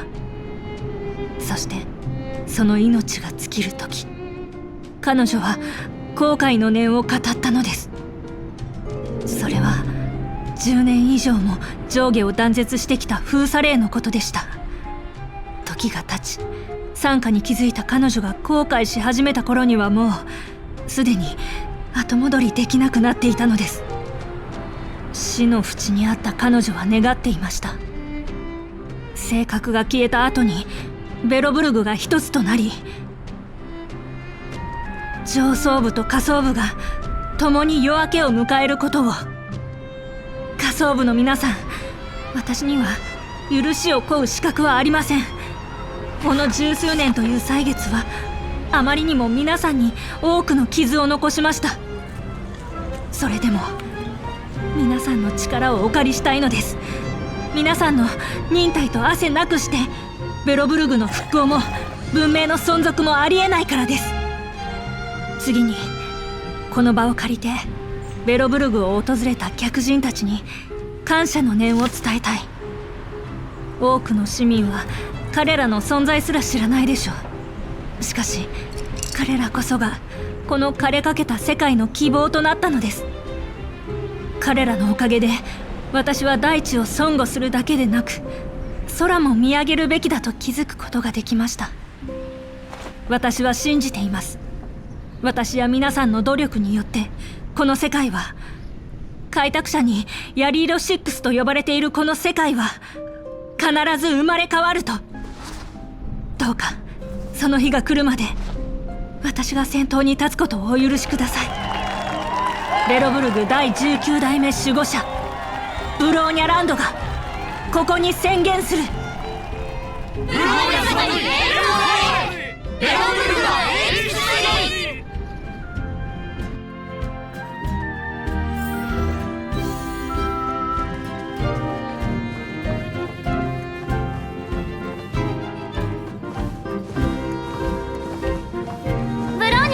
戻ったよ。美月、炭鉱、それにあなたも。スピーチに間に合って本当によかった。ごめんなさい。日程に無理があるのは分かっていたんだけど、市民を待たせるわけにはいかなくて。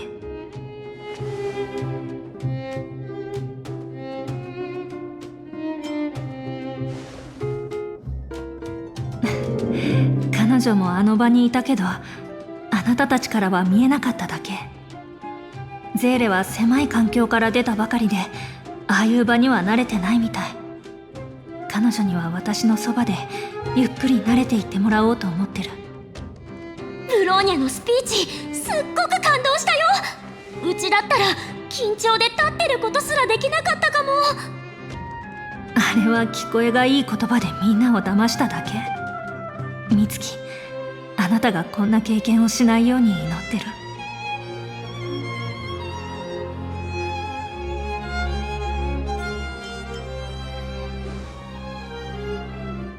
ええ、私は常に誠実でありたい。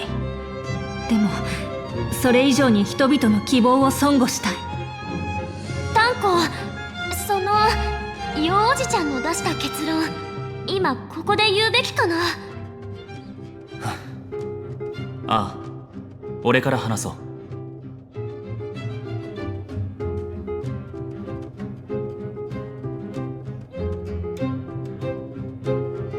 つまり裂解はあまりにも深く根ざしていて、今性格を封印してもすぐに消えることはない。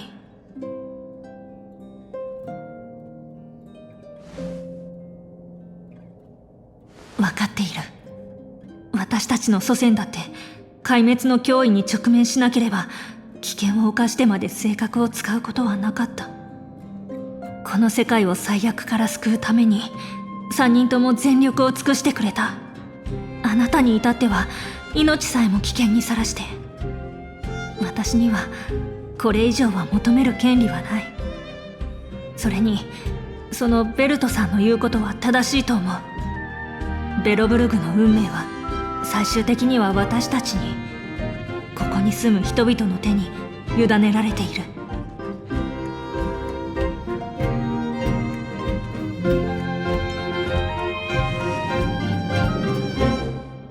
なら私もリーダーとしてそれにふさわしい約束をしないと。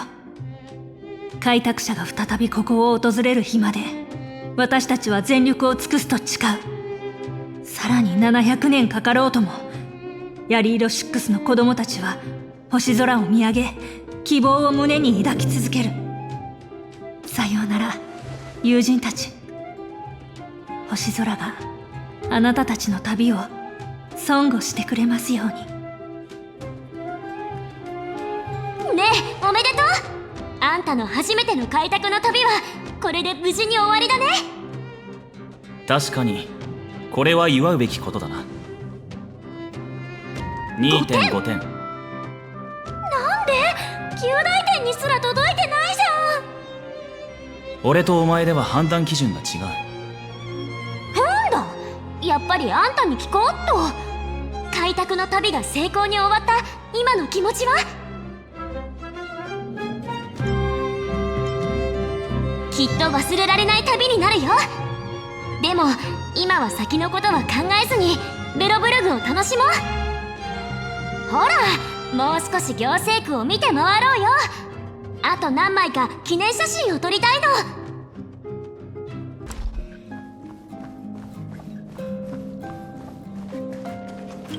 ブローニャ、あと700年は待ってもいいって言ってたよね。タンコ、一番長生きできる人間って何歳まで生きられるの？無限にだ。だがそんな存在はもはや人間とは呼べない。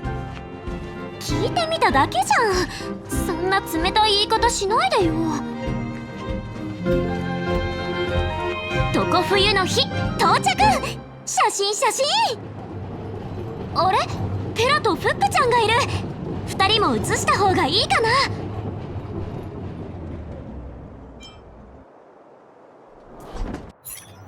そうだ、戻ってきてからセーバルに会ってないよね。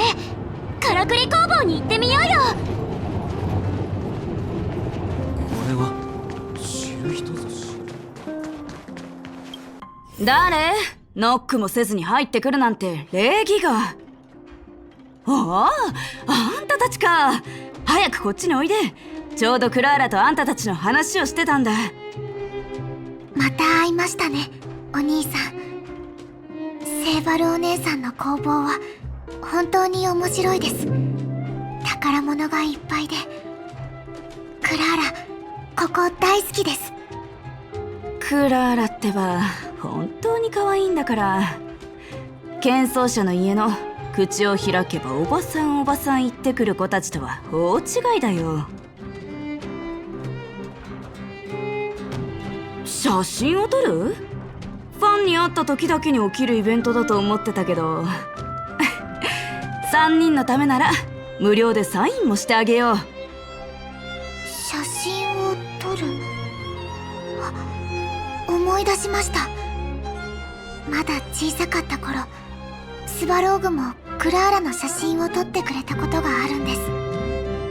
おいでクラーラ、もう少し近くに立ってお姉さんがいいポーズを教えてあげる。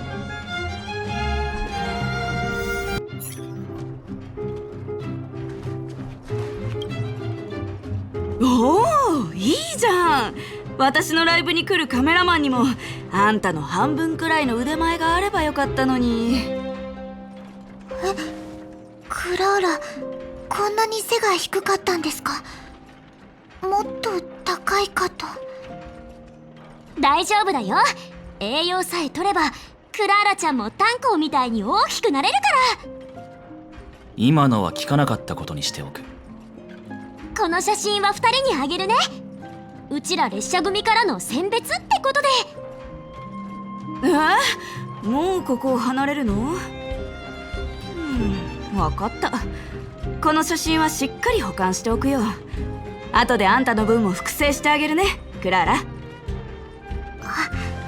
りがとう、セイバルお姉さん、お兄さん、ミツキお姉さん、それからタンコお兄さん、今までありがとうございました。これからの旅でも皆さんが無事であることを祈っています。時間があればまたクラーラとスバローグに会いに来てくださいね。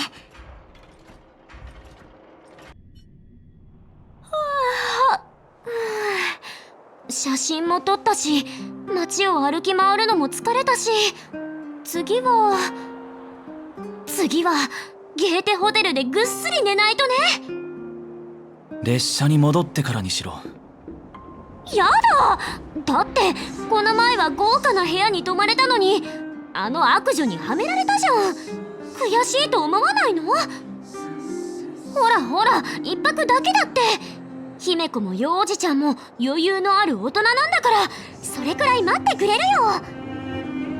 それにせっかくベロブルグが賑やかになったんだし、もっといろんな人と話してみたくない？うちはまだまだここにいたい。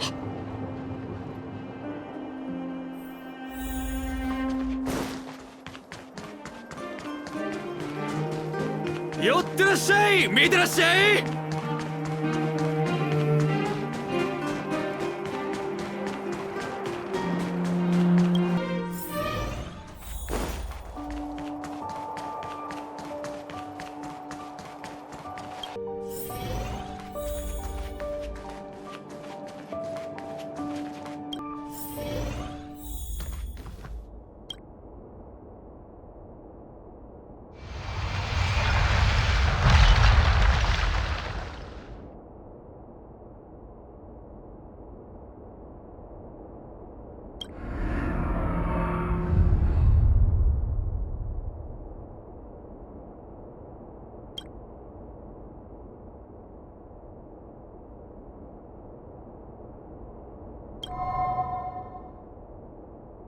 旅の終わりには君を悩ませてきた全ての謎が解き明かされるの。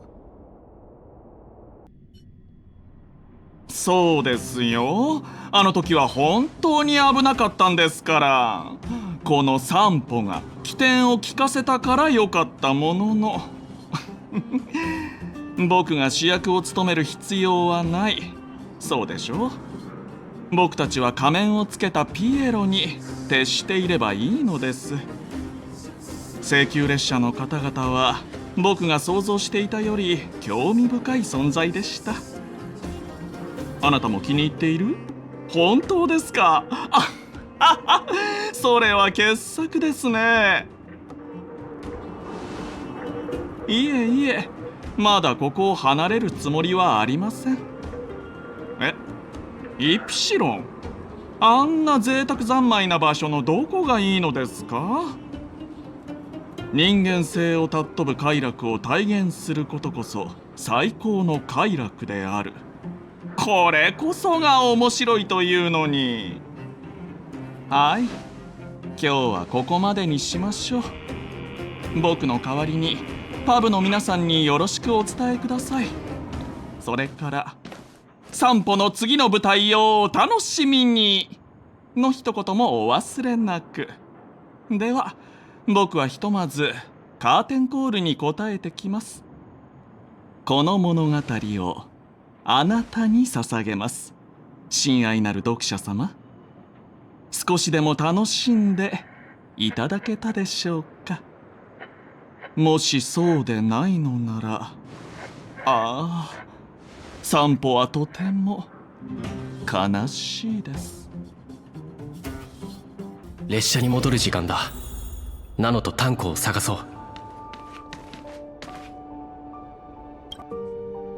おはよう。よく眠れた？うちは元気いっぱいになったよ。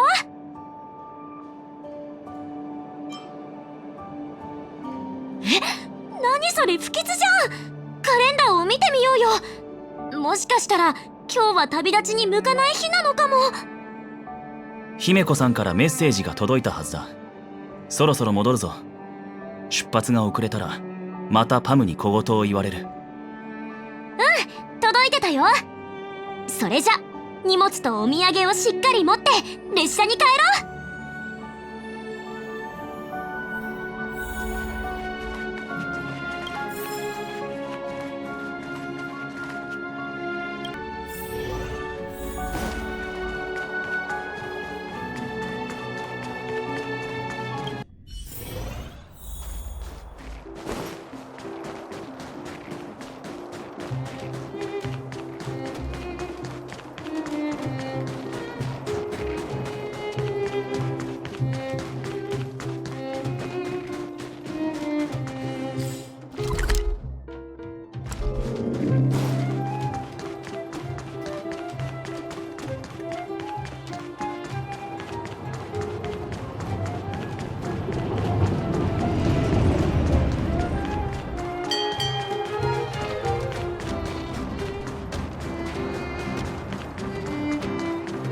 ついにこの時が来たね。はあ、お別れって悲しくなっちゃう。終わらない宴はない。列車に戻ればその悲しみもほとんど消えるだろう。炭鉱から見たうちってそんな薄情なやつなの？優先度？どういう意味よ。あんたにとって下層部の再建は重要じゃないってわけ？違う。ただ現時点で調達できる資源は限られているから長期的な計画を立てないといけないの。資源計画、あんたそんな言葉ばかり使うようになったのね。分かった、もういいわ。やっぱり私一人で下に。感情的にならないでゼーレ。ブローニャ、あなたには私のそばに。彼らの旅にはきっとたくさんの困難が待ち受けてるのよね。ええ、私たちが直面する未来よりも厳しいものかもしれない。でも必ず乗り越えてみせる。たとえ今みたいな言い争いが永遠に続くとしても。私喧嘩は得意なのよね。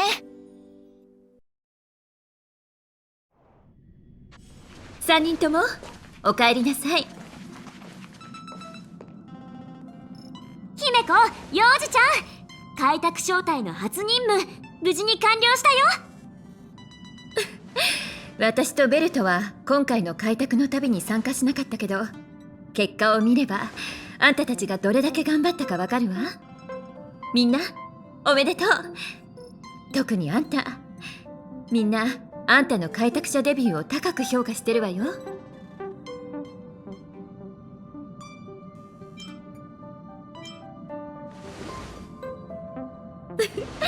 もし点数をつけるシステムがあったとしたら、あんたには最高点をつけてあげるわ。まずは列車でゆっくり休んで槍色6で溜まった疲れを癒すといい。パムは正常に戻り始めた空間に再び異常が起きる前に一刻も早くここを離れるべきだと考えている。俺と姫子も同意見だ。つまりできるだけ早く次の目的地を決める必要があるということだな。ああ。これが七死人の運命ってやつなのかな。常に前に進み続けて永遠に開拓の歩みを止めない。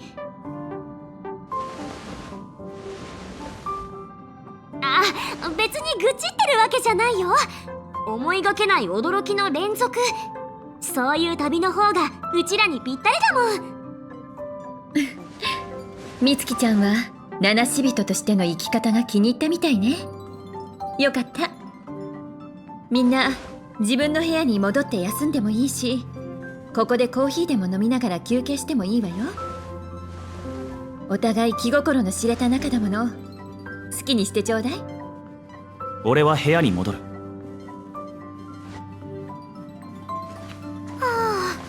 炭鉱は相変わらずか。開拓が終わるたびに今回は少し打ち解けられたかもって思うんだけど。無理に打ち解けようとする必要はないわ、美月ちゃん。それにこれは私の意見だけど、炭鉱はあんたたちと過ごす時間を大切にしていると思うわよ。あ、そういえば大守護者との最後の一戦、それから性格の現状についていろいろと聞きたいことがあるんじゃない？あんたたちがいない間に私とベルトで観測した結果をまとめておいたの。もし疑問を晴らしたいと思っているなら、私たちと少し話をしましょう。ただいま。こんなに長く列車が止まってたんだから、きっと姫子もようじちゃんも待ちくたびれてるよね。次の目的地はどこなんだろう。すっごく楽しみ。列車は開拓の運命を歩みながらいくつもの奇妙な世界を通過する。そして活力に満ち溢れた生命たちと出会い、美しい物語を見届ける。宇宙は果てしない。私たちが星の海を渡って出会うことができたのは奇跡みたいなものよ。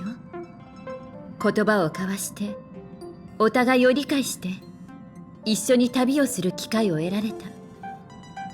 この美しい確率は運命としか言いようがない。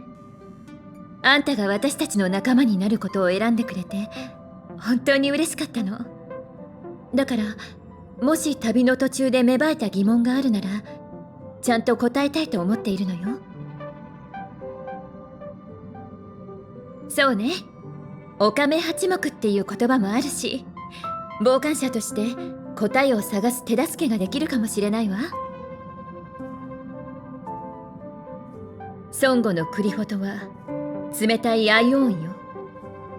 カンパニーみたいに熱狂的な信者にならない限り、かの神の力を分け与えてもらうのは難しいと思うわ。孫悟という強い執念のもと、ベロブルグの剣奏者は数百年もの時を耐え抜いた。でも裂解の侵食が深まるにつれ、もともと脆くなっていた信仰に亀裂が入ってしまった。あの大守護者カカリアはおそらく完全に孫悟の運命を放棄したんでしょうね。そんな彼女とは対照的に、あんたはあの戦いで揺るぎない孫悟の意志を見せた。その結果クリフォトはあんたの強い願いに応えてくれた。あんたが大守護者の武器を震えたのも、あの巨大な機械を操れたのも、きっとアイオンの一別のおかげよ。大したことじゃないわ。私とベルトは今回の開拓に参加していないけど、あんたたちの槍色6での活躍は全て見ていたの。仲間なら助け合うのは当然。特に私たち七死人はね。たとえ遥か遠く離れた場所にいても、列車は常にあんたの強い味方よ。そのことを忘れないで。それならはっきりしてるわ。性格よ。私の分析と推測から考えると、あの大守護者は以前から性格による精神的な侵食を受けていたはず。その後に起こった悲劇は全てそれが原因でしょうね。愚かな人であると同時にかわいそうな人でもあると思うわ。もし私やあんたが彼女と同じ立場だったとして、日に日に衰退していく都市を目の前にしても、脆い信仰心を握りしめて揺るがずにいられたのかしら。もちろんいいわよ。時間はたっぷりあるもの。それに関してはベルトの方が詳しい分析結果を示せると思うわ。でも私の考えを知りたいのなら、正直とても難しいと思う。可能性がないわけではないけど、その過程は非常に厳しいものになるでしょうね。報告によればベロブルグの新たな守護者は芯の通った聡明な若者なんでしょ。でも何より重要なのは彼女が今回の旅で不要な甘さを捨てたということよ。彼女のそばに堅実で公正な支持者がいるのも幸運ね。でも運命は予測できないものだし、往々にして不条理だから。彼らが生きている間にある程度ヤリーロ6の繁栄を取り戻せたとしても、宇宙に潜む無数の脅威に対して彼らは依然として弱く無防備よ。私たちはただ遠くから彼らのために祈ることしかできないわ。性格を破壊することは不可能に近いの。ヘルタでさえ性格の構造を完全に破壊する方法は見つけられていないし、そのエネルギーが溢れ出さないように抑制する条件を整えることしかできなかった。大守護者が敗れたことで彼女に力を与えていた性格にもほころびができたから、私とベルトもそれを抑える機会を得られたけど、列車にできるのは性格を抑えることだけ。そしてそれは根本的な解決にはならない。でもこの星の人々が一息つくのには十分な時間のはずよ。どういたしまして。それじゃあゆっくり休むのよ。あんたにはその権利があるんだから。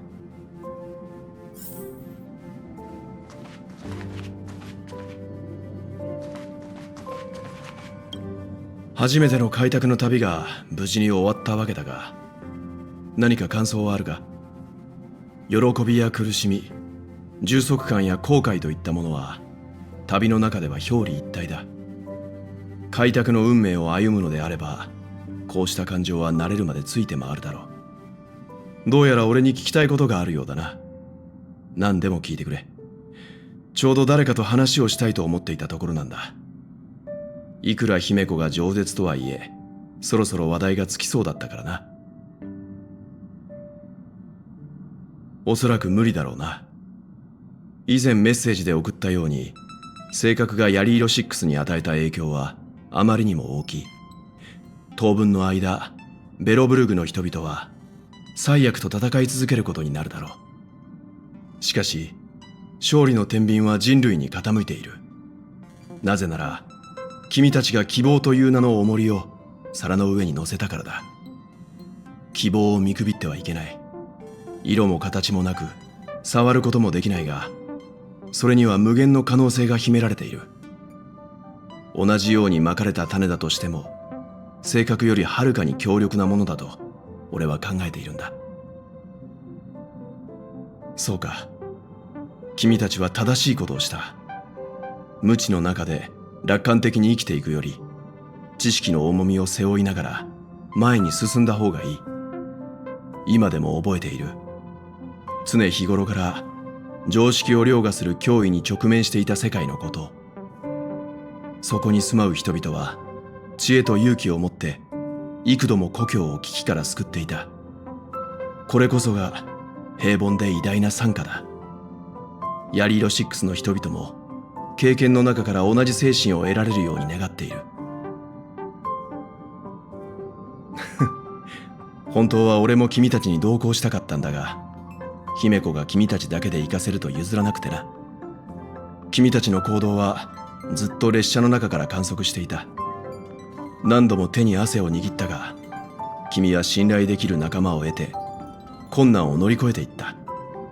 これは称賛に値する。姫子は俺と違って終始冷静だった。若者の決断を信じろと何度も彼女に言われたよ。彼女に比べて俺は大きく構えていることができなかったんだ。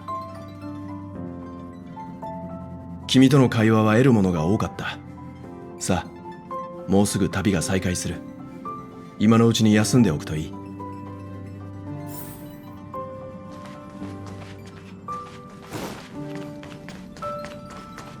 車掌さん、ただいま。